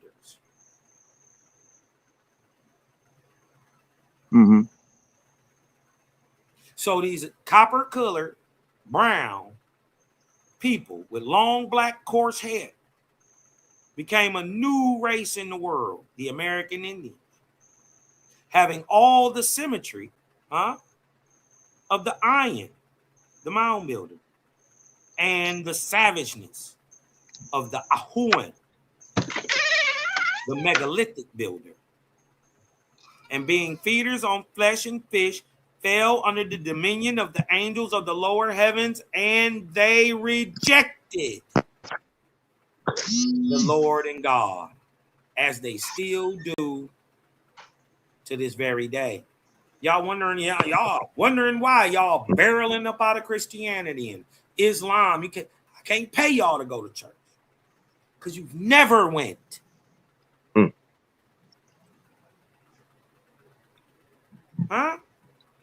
And because you would barbecue, by the way, which is an Algonquin word, barbecue, and you ate on flesh and fish, you fell under the lower heavens, right?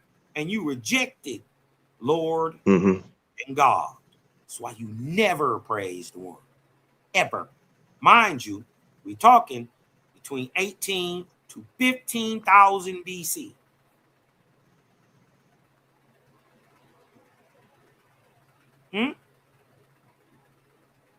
That's 8,000 plus years before Younger Dryas. 18 to 15,000 BC. That's when 20 to the Ahun 17,000 years ago. was leading. Right.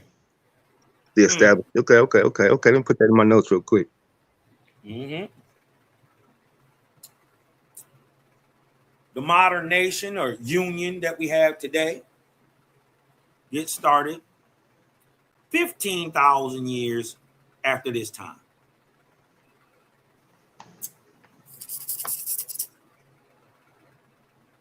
That's in the 3000s, roughly 3953 BC.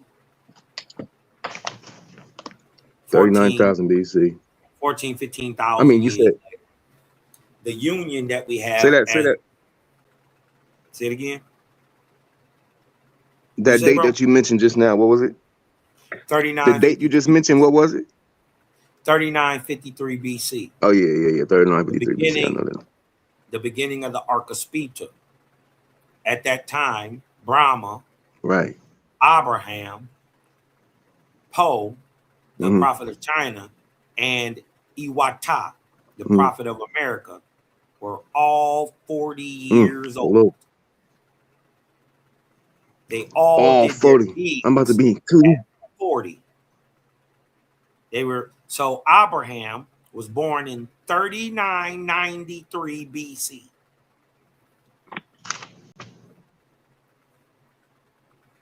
Po, Iwata, Brahma, and Abram were all born in the same year.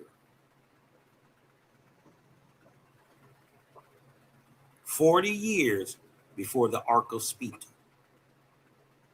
3993 BC. They were all 40 years old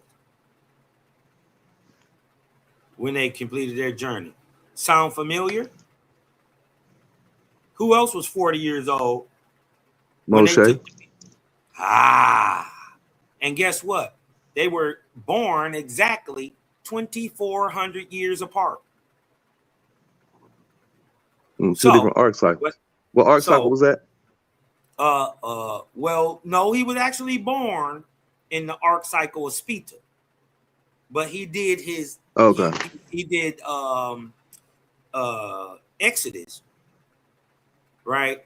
Right at the changing of the Ark of Bond, 1553. So Moses was born 2,400 years exactly later than Abraham.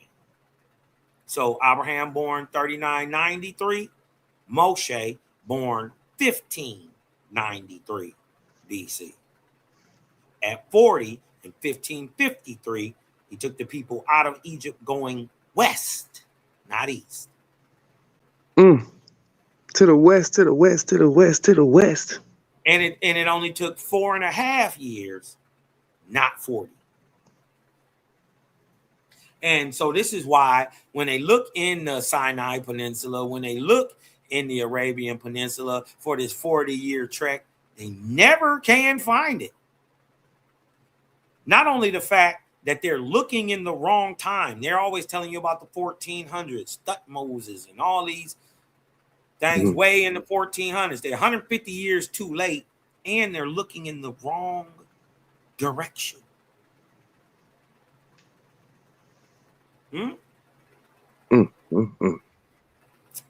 Yeah. Just telling you. Jaja said he put you here on purpose as proof that man never thought up a God on his own. Because if you did, you would say that these niggas in America is gods.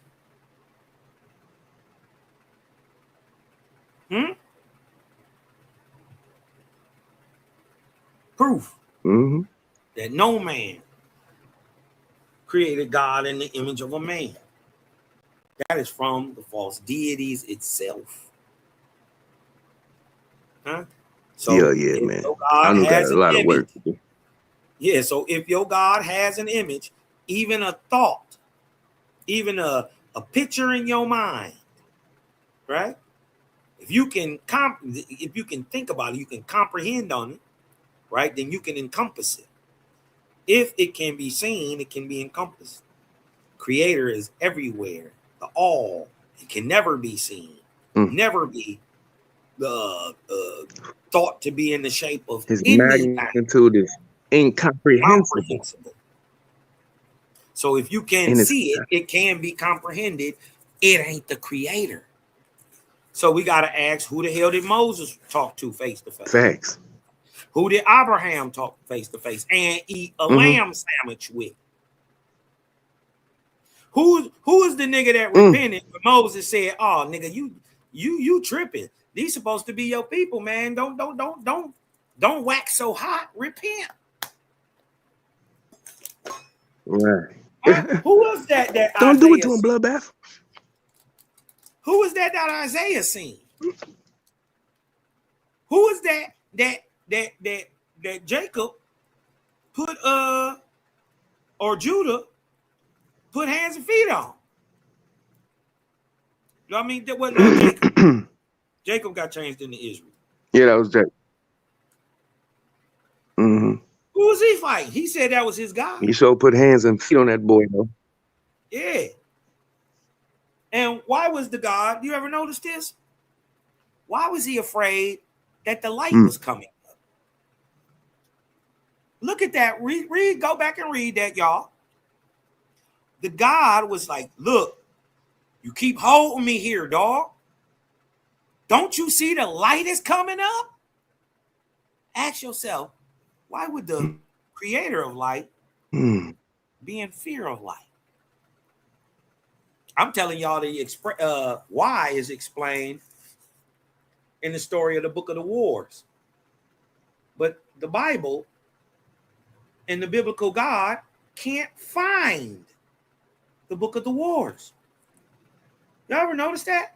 Ever ask yourself, how Well, I was so excited. did the Lord lose his own book? He don't know where it's at. Well, it ain't the first time, you know. You dig what I'm saying? But it ain't the first time they lost the book. But the crazy revelation of that is the Book of the Wars is in Owaspy. It tells us that the demonic spirit, that good spirits use daylight as a counteracting point to demonic light, to demonic dark spirits. So the daylight would have been a deterrent to these dark spirits. This is why he was trying to go before the morning. Boy, that's because fine. The entity that he actually fought was demonic, low, Druid, low grade. They'll try to tell you that that's just in the mind of Jacob. It's metaphorical, but that ain't what the text say. Right. Your opinion can be that is. Yeah, but that ain't what the text say. You can add your own subjective opinion to all you want to. The text say these niggas fought. Right, which is, objective. Yeah. I ain't got to add nothing on it. I ain't get around. They just say they got into God being seen, being heard. You gotta do extra. Exactly. It's simple. So simply understood. If you can whoop your God, should you praise it? Because he couldn't beat some niggas in the mountains with iron chariots. So this wouldn't be the first time. You can't be in the place of creator. Yeah, no, you can't be in the place of my creator, the ever-present, all-knowing, all-powerful, undefeatable, incomprehensible in its magnitude and entire. No. You know what I'm saying? Not at all. And you on a low-level Drusian? No. It's simple. Now, remember we was talking about... And this was during the time period. Remember we was talking about the Ahuans having long arms and stuff, right? Watch this. The angels of the Yeah, lower yeah, yeah. heaven came to teach the Anguis, the American Indians, the American Negroes, the secret of making eunuchs, or so your so cut off their testes so they can't breathe. Right? We did this to our own ancestors. The angels of the lower heaven came teaching the Anguis the secret of making eunuchs of their enemies. Who are the enemies? The Ahuans, their fathers. Right. The Ahuans with the what?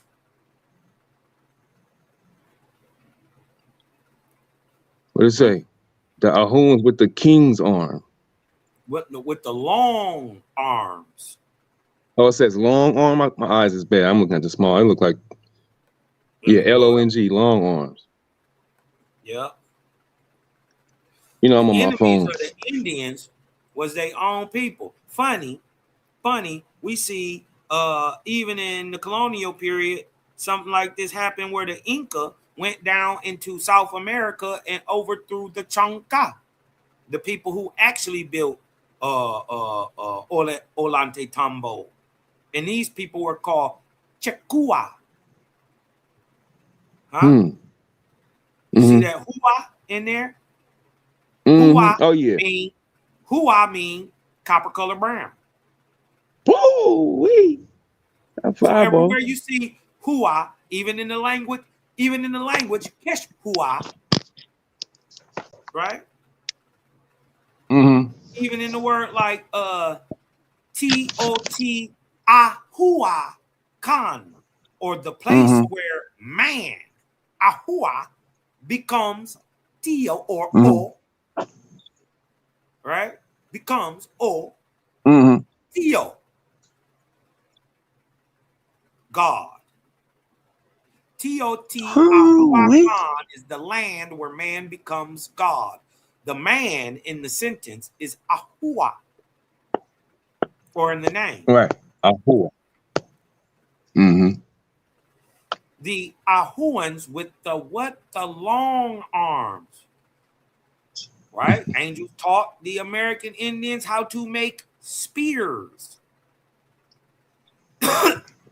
and bows with arrows and darts and fishing hooks. Funny, the American Encyclopedia counts these things found here in America 19 to 17,000 years ago. Same time we talking about. Fire. Teaching them how to make spears, bows with arrows and darts, fishing hooks and nets. Teaching them how to make fire by striking flint. Sound familiar? Teaching them how to cook flesh and fish to make them more palatable. This is why your food season. This is why you can cook like you can cook.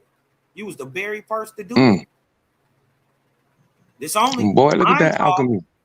Mind y'all, it's only about 2,000 years after the flood. Wow. So 22,000, 23,000 years ago. Yeah, Right. it's about 18,000. It's about 18,000 BC. Flood happened 22,553. Lasted 3,000 years. So right around 19,553. So we about 1900 years after the Great Deluge. And it's accompanying Earth cataclysm called the Laurentine Glacial Maximum. That was the proof of the deluge. The glacial maximum, the Laurentine, you said? Laurentine Glacial Maximum, 24,000 I years think ago. we went over that before. Glacial maximum. We went over that before. And notice it's 24,000 years, right? Leads us right back to 22,553 BC if you're going from 1848. But Guess what? If you go 12,000 years after that, cut that in half, right? Where we at? Smack dab in another 12,000 BC. 12,000 years. We went back 24,000 years, right? Oh yeah.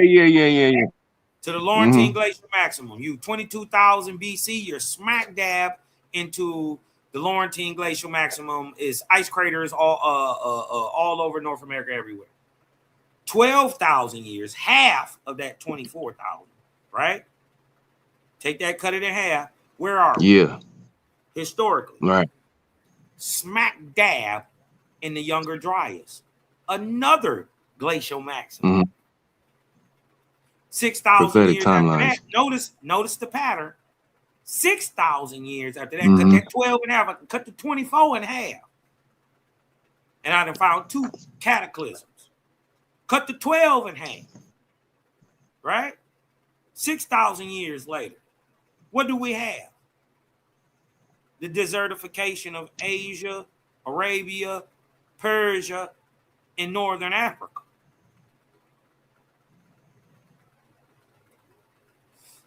The desertification of Green Sahara. Exactly 6,000 years later.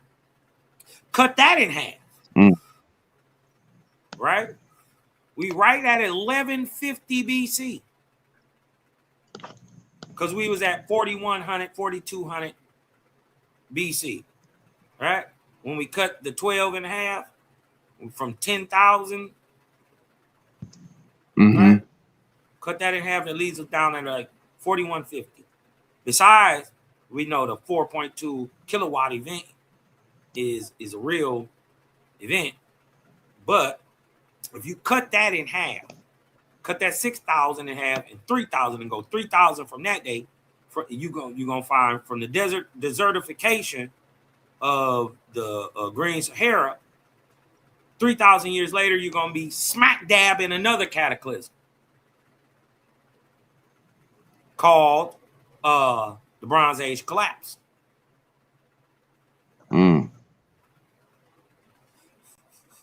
Man, I love that clock. I love that watchmaker, man.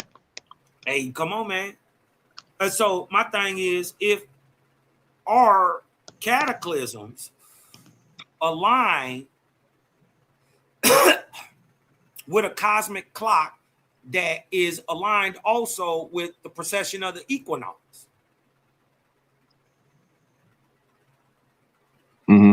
Because 24,000 years is what? What is it, y'all? It's a gadol.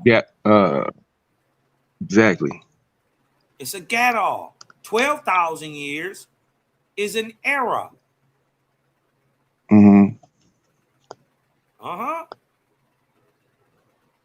3,000 years is a arc.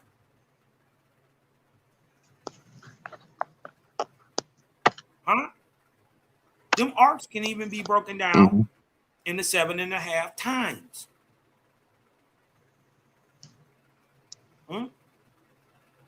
Called times and half times of 200, 400. You know what I mean? But the whole that timeline, that boy, that whole thing, you know, salute to Big Bro Selah Shalom for breaking that thing down on the Selah Shalom TV. You know what I'm saying? Universal, everybody gonna go like, share, and follow Big Bro Selah, man. Because when I first seen that timeline on that wall, bro, from wall to wall, you know, broken down in all the areas, and I was like, God, dog, this thing. And see, we gotta do a new one and digitalize it because we got so much more info now. Like for instance, everything that come out of, you know, the Christian Hebrew faith, you dig what I'm talking about? All of it is within the last 2 arc cycles. All of it. Right. It ain't even 6,000 years old. And the Arc of Speeder. Yeah, an Arc of Speeder. Yep. You dig what I'm saying? 24. Arcasita was 2,400 years. The Arcabon was 3,400 years. Right. So add that up. That's only 5,800. That ain't even 6,000. It's not even. As a matter of fact, it's still 22 years less than 6,000. It's only been 5,978 years since the time of Abram. How you know, Cosmon? Because I know the Arachna Umbungala. I know the timetables of prophecy. Remember the biblical God said he made the sun and the moon for time, seasons, months, days, weeks, holy days. But you know what he didn't turn around and do in the Bible, Prince? He didn't teach tell us you how the to make system. it make sense. Yeah, he didn't teach us the system of how to use the sun and the moon, things that don't change, to tell time. That's only brought about in Owasso. Salute to brothers like Jim Dimon and all them. Salute to Sela Shalom and them. Oh, You man, dig big. what I'm talking about? But we didn't even took it further now. And what our kids gonna do with it? Eat it up with their hungry selves. All they want to do is eat knowledge right now, especially my kids. I ain't mad at them. I would just want to know too. I would just want to know too. You know what I mean? Yeah, man. Crazy. Modern science agree with Owaspy, man, when they was talking about the color of the skin and all that. Right. Yeah, they said, man, the only reason you that color is because of where you was made. Not that you did in any way. Right. 99.9% of all people are genetically the same. All the difference in the quote-unquote race, right, comes in 0.1%.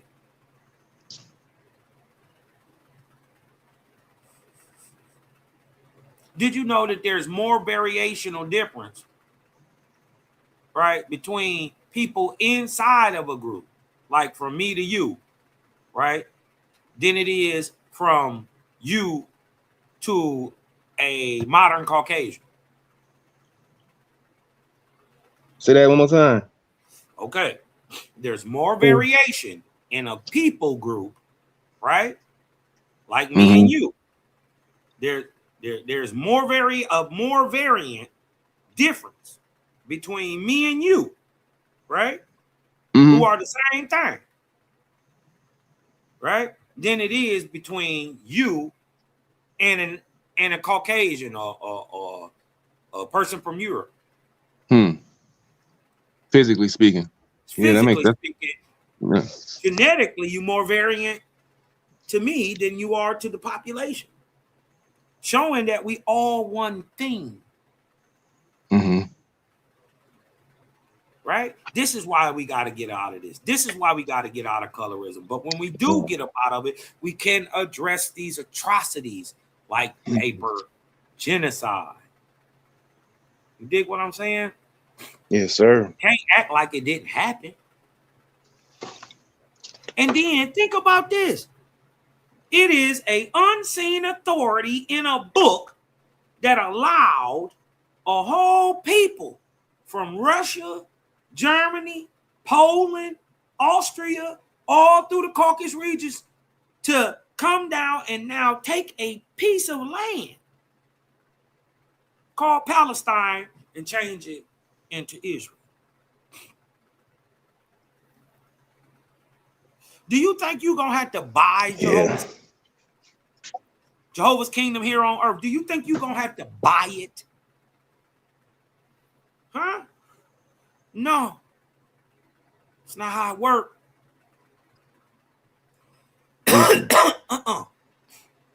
I never felt right about that neither. So when Owaspy came out of the way and gave us a step-by-step booklet for you to get your game on track and not your wig pushed back when it comes to nationality, nation building, culture, ethnicity, and having your own. I thought, well, how you gonna do this without busting the shop? Then I read Jehovah's Kingdom on Earth. Brains on the wall. Brains on the wall. I said, dang. You did what I'm saying? And the crazy part is, I've been noticing, King, Prince, that what we need to do to get it is so simple. And that we just make it hard on ourselves. We make it hard.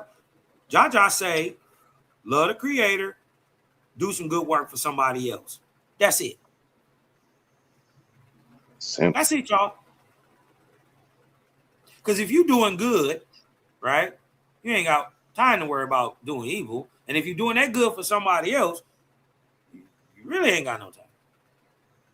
But the benefit is that through this good works and understanding, you become one with the creator, whether you realize that or not, because you're doing its job. That's why it's called the golden rule. Even Jeebus told you to do this. Love God, treat your brother like you want to be treated, right? He said, oh, so-called law. Mind you, law are things that happens between men. They ain't got nothing to do with the creator. Law is dead. It's words. And the dead do nothing. So what is law? Something that's going to change tomorrow soon as they can figure out a way to grease their pockets. Huh? Anybody seen the medical marijuana system lately? Hello. Boing, oing, oing. They didn't open up all the everybody ever seen how they did alcohol? Hello. They banned it when they couldn't make $1 off of it. But when they could start taxing it, oh, alcohol's the greatest thing ever. Same with the coffee bean. Come on. Why? Because why the coffee bean? Why cocaine? Why pit bulls? Because they're all American and part of the American culture. They demonized everything. They did. Why they demonized 33, Prince Judavon? Trying to make it seem like it was demonic, but it's actually because it's the way you calculate a generation. Boom. They try to make it seem like it was a Masonic symbol, but every ode is 330. Every ode is 11 years. 11 years. My daughter generation is 33 years, right? And 33 is the key prophecy. So yeah, the niggas who knew how to be tell this stuff in America, oh no, we gotta demonize them. Oh, you're just a shaman, crazy voodoo worker. Huh? Not knowing that the practices that was practiced without blood, without sacrifices, had been in the Americans' thousands. Right. Because why? And the proof of that is we never served the Lord or God. So who the fuck was they praising? They tell you who they was praising. The Great Spirit. The Creator. Chi. Egoquim. The one. Wakanda. What they call them? Wakantanka. The one. Yeah. This is why America is called a union. Because Egoquim or Algonquin means union or out of many one. They ain't make this, y'all. This your stuff.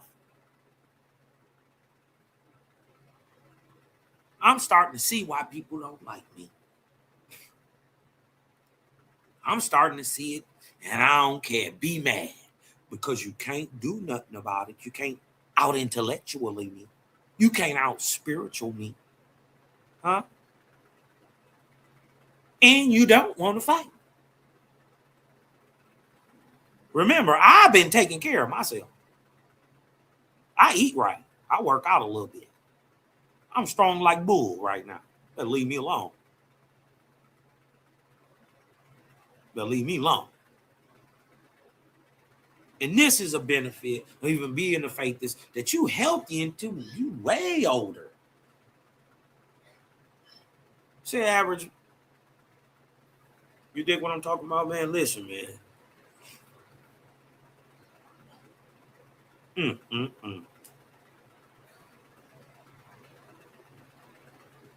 It's just a lot that was hitting y'all and how they did it. And how they did it was with paper genocide. Y'all, they couldn't whoop y'all. How they gonna whoop Cosmon, Jay Grant, RBG, Vickers, and the gang? You can't enslave one Cosmon. How you gonna enslave 10,000 of these crazy ass? These niggas crazy.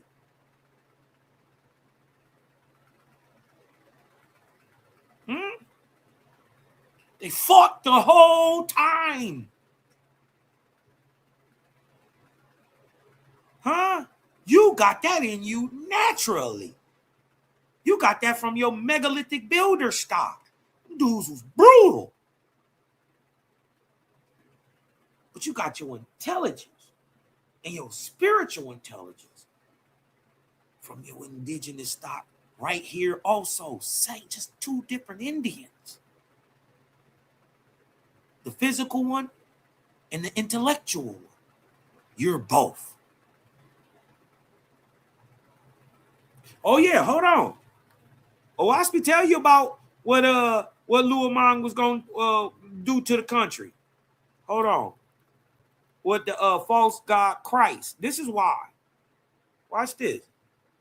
Hold on.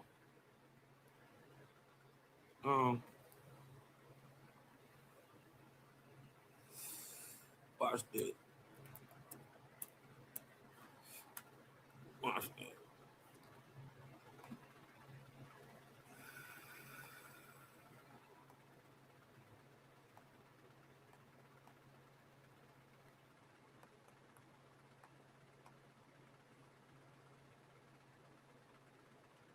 Watch this. Let me show y'all this. This right in Owaspy, right? This is in the glossary, right? Algonquin, right, is the United States of North American Indians before their destruction by the Christians. Huh? Hold on. Watch this. Let me back up out of this.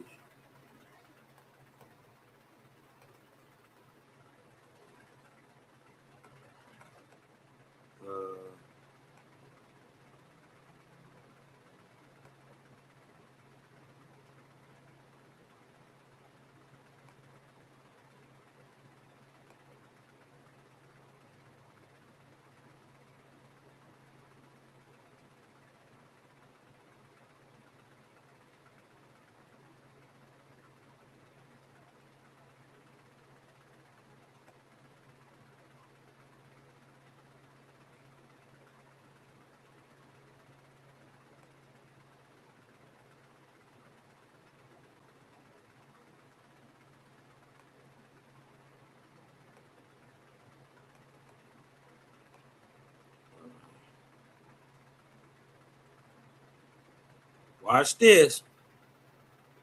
Watch this. Watch him set up the nation. And then Vickers. Watch this, Vickers. Watch what he do. Watch what he do after he set up the nation. This is the great prophet of America. You can tell me 1,000 things about Abraham. You can tell me all about Brahma in India. Tell me about the great prophet in America. Tell me about him. Watch what he do, Vickers. Watch what he do. The creator, right? The great spirit, Gichi, saw the great work of Iwata. That's the prophet of America.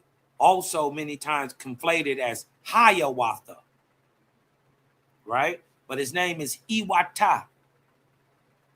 The creator saw the great work of Iwata. He saw the people gathered together in tens of thousands of places.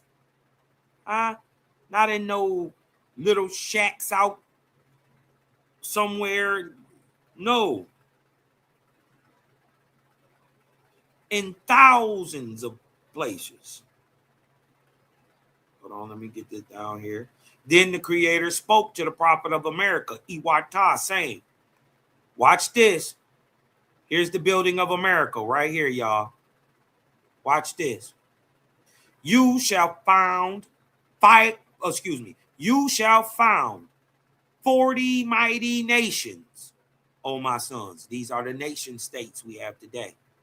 You shall found 40 mighty nations, O my son, and every nation shall be an independent nation, a state.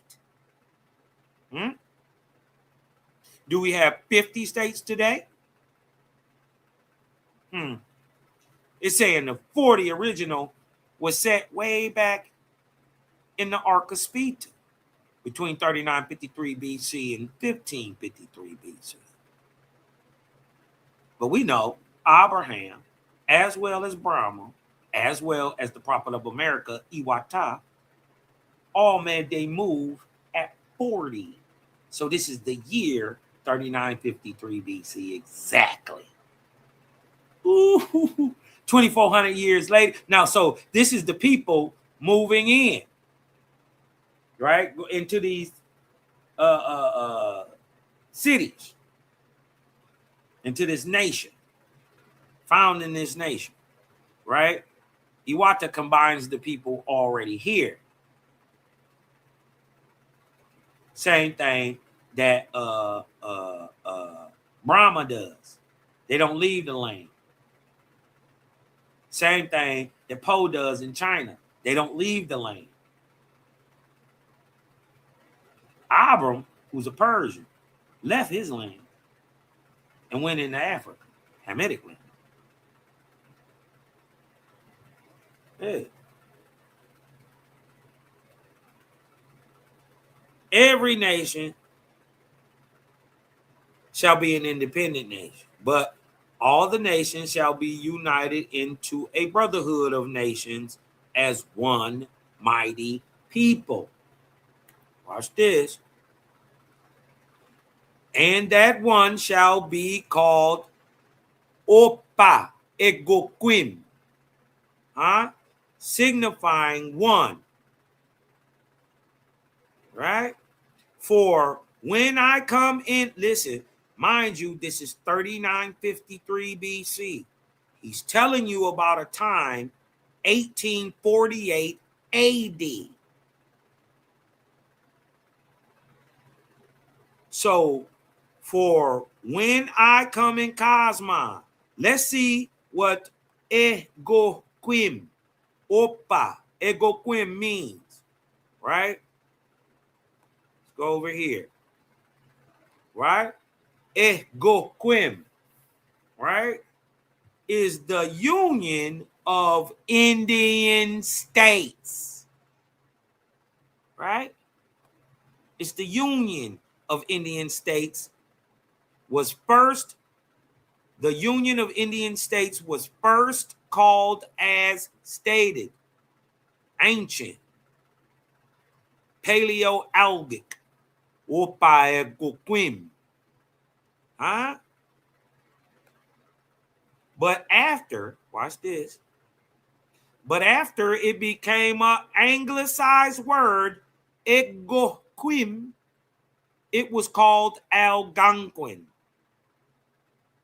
That is, Egoquim eventually became Agoquim, which when the Native Americans said it, or the Aboriginal Americans said it, to the European ear, it sounded like Algonquin. So when they said Egoquim, to the anglicized ear, it sounded like Algonquin. And it was so spoken and so written in the English language now.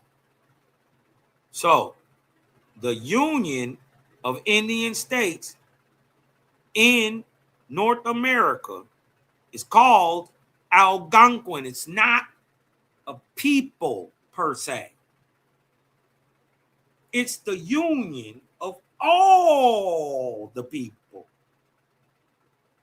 Just like they call it America, and they try to conflate that it means the land of the great serpent. America actually means the land of the great spirit. Huh? America means land of the great spirit.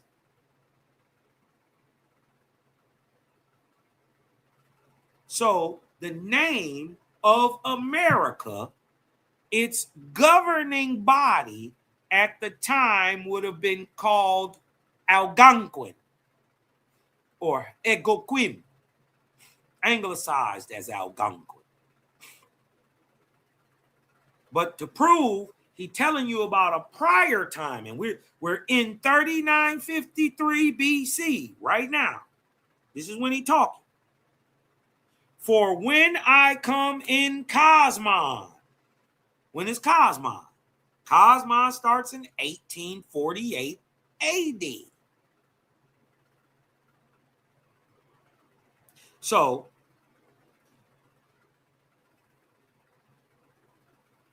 they roughly the same distance we would have been from then, what 5,800 years. Minus the 178 of the Cosmon era.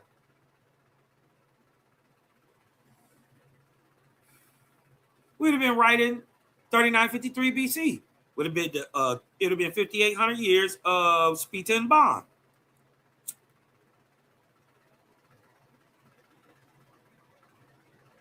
Minus the 178 years of the Cosmon era, would have been perfectly 5,800. Now, for when I come in Cosmon in 1848, my people shall have many states like yours, Iwata, from 3953. So in 1848, they're going to have a union. Huh? Many states like we got today, like yours, he says, and their combination shall be called union. We are in a United States. Egoquim, or the name of the creator, signifying, or Opa Egoquim means out of many one, or union, or bring together, right? But its combination shall be called in 1848 union. Or, and I would just simply ask you the question, do you live in a United States?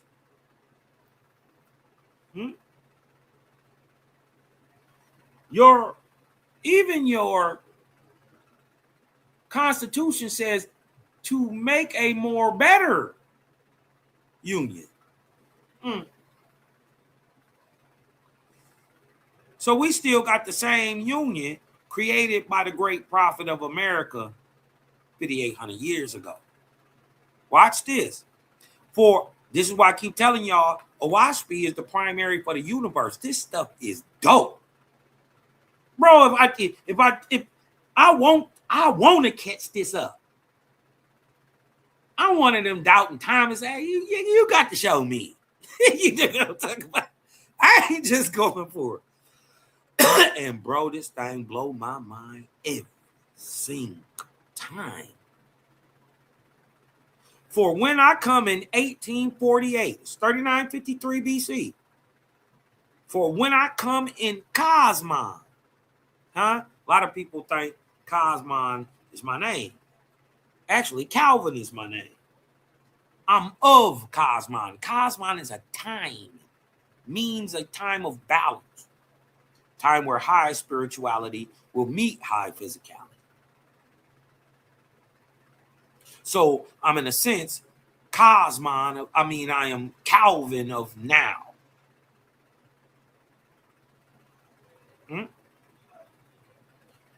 For when I come in 1848 AD, my people, which are all people, in fact, but we just talking about the American indigenous ones, and so is Owaspy. For when I come in Cosmon, my people shall have many states like yours, and their combination shall be called union. You live in a union today, signifying one. Build a motto for them, O Iwata, O prophet of America. Huh? Who you think the Iroquois got this from? The Iroquois even tell you in the story of Hiawatha they had to go to the Algonquin peacemaker. Huh? They had to go to the Algonquin peacemaker. They never says his name. His name is Iwata.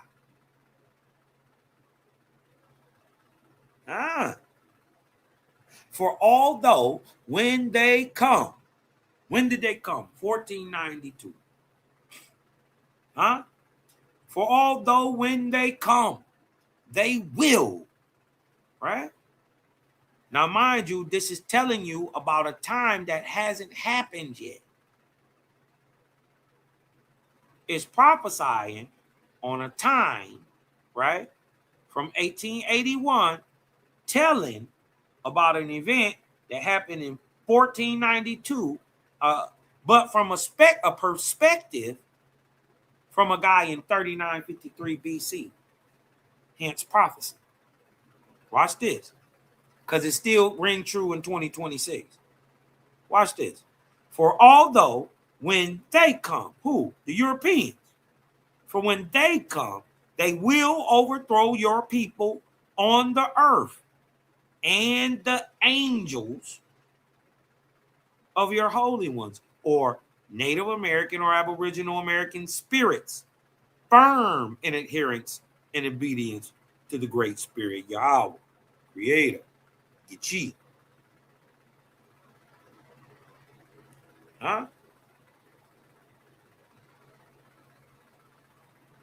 The angels are your holy ones, American spirits, firm in the adherence. Native American spirits, firm in the adherence and obedience to the Great Spirit, Yichi, Creator, shall come and purge them of their Savior. Funny, Owaspy says the first people that's going to be coming out, right? If you want to find the people who stand by the Creator, look at the people of Asia. Look at the people of India. We don't see none. It also says, look at the remnants of the Algonquins. Their book is a power.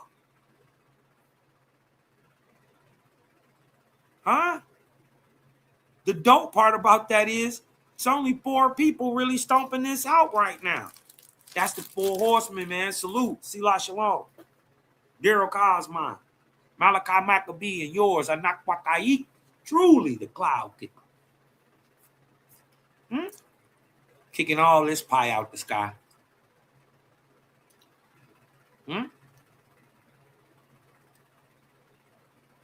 American spirits, firm in obedience to Gichi, the Great Spirit, shall come and purge them of their Savior and make them clean in my sight.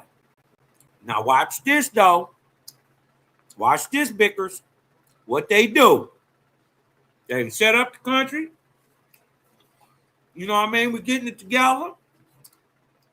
You dig what I'm talking about? At that time and in this time, because they're talking about this is going to happen in the future also. So they're going to come and purge them. And this is why niggas is talking about, we don't serve no God, no Lord, no Savior now. Oh, I got American ancestry and all this stuff. Because it's not no mistake that this is happening. It's already predicted. They just didn't know that because they won't read or watch. Watch what he do, though. Watch what he do, Vickers. Then the prophet of America made the nations, called Algonquin. It's not just the people. It's not just the language. It is the government style or union of the whole, the one. Then the prophet of America made the nations, watch this, united them into one mighty people and called them the mighty nation of Opa Egoquim or Algonquin. And what they do? And they planted the country over with cornfields.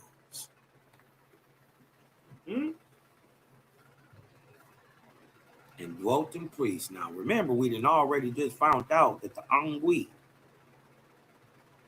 a.k.a. the Negro of America, is aboriginal to America. Old Waspy said. He a copper-colored brown man today in 2026 with long black coarse nigga hair. So that means you can do any style with it, but it can dread. Without lice. Without putting anything in it. It's kinky. They copper-colored brown.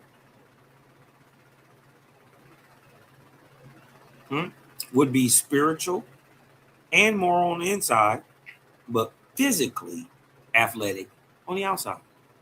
This describes the Angwi or the American Indian.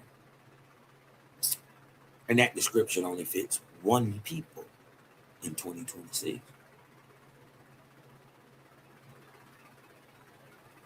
Waspy cold.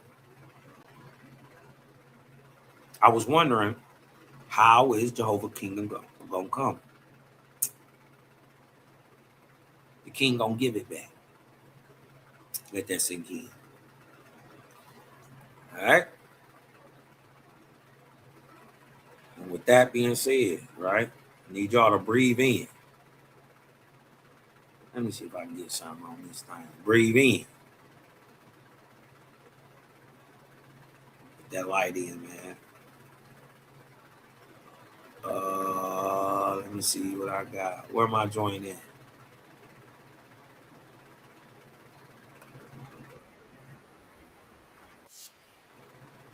Hold on.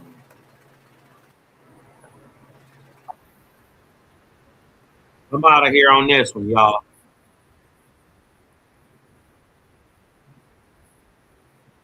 Hold on 1 second.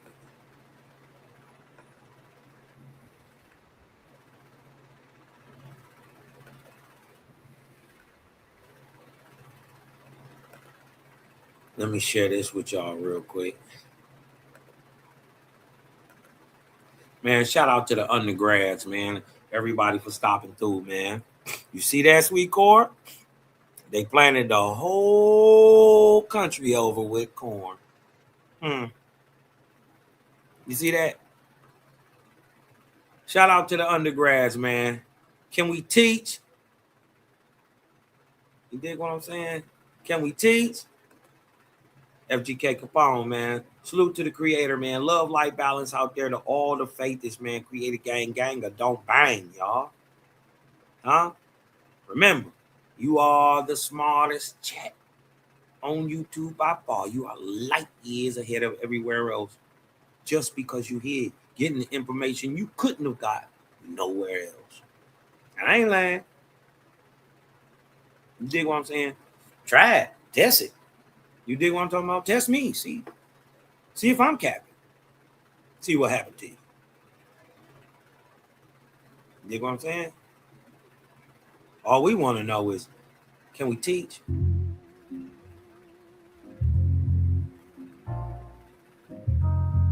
Can we teach for a minute?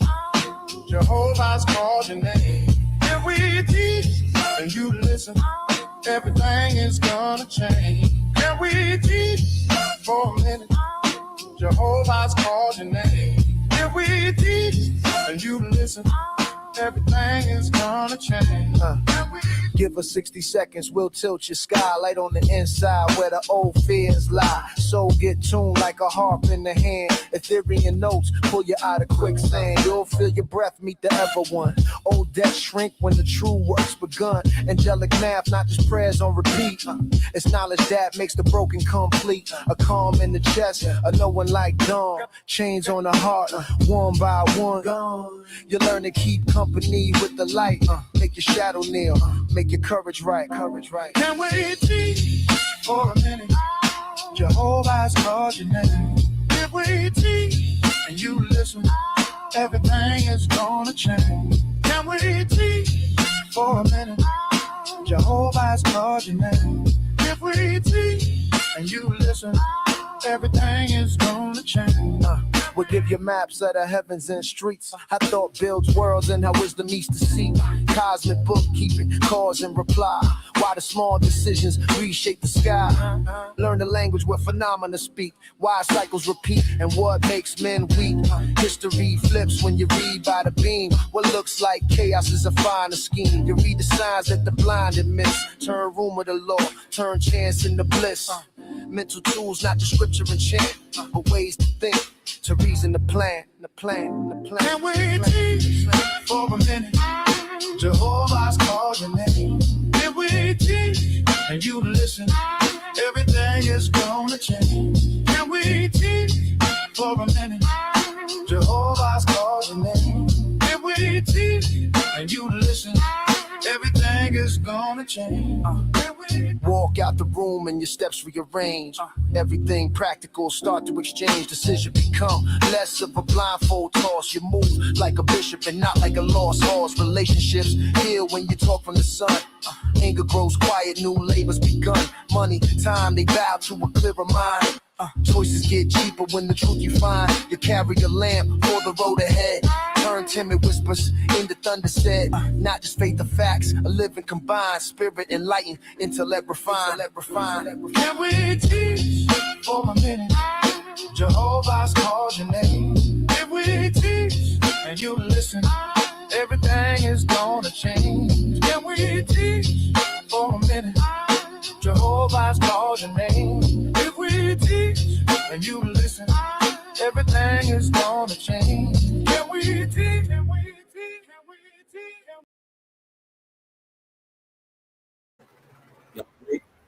Y'all breathe in. Let that light in. Because I'm Cosmon. And I'm out. Peace.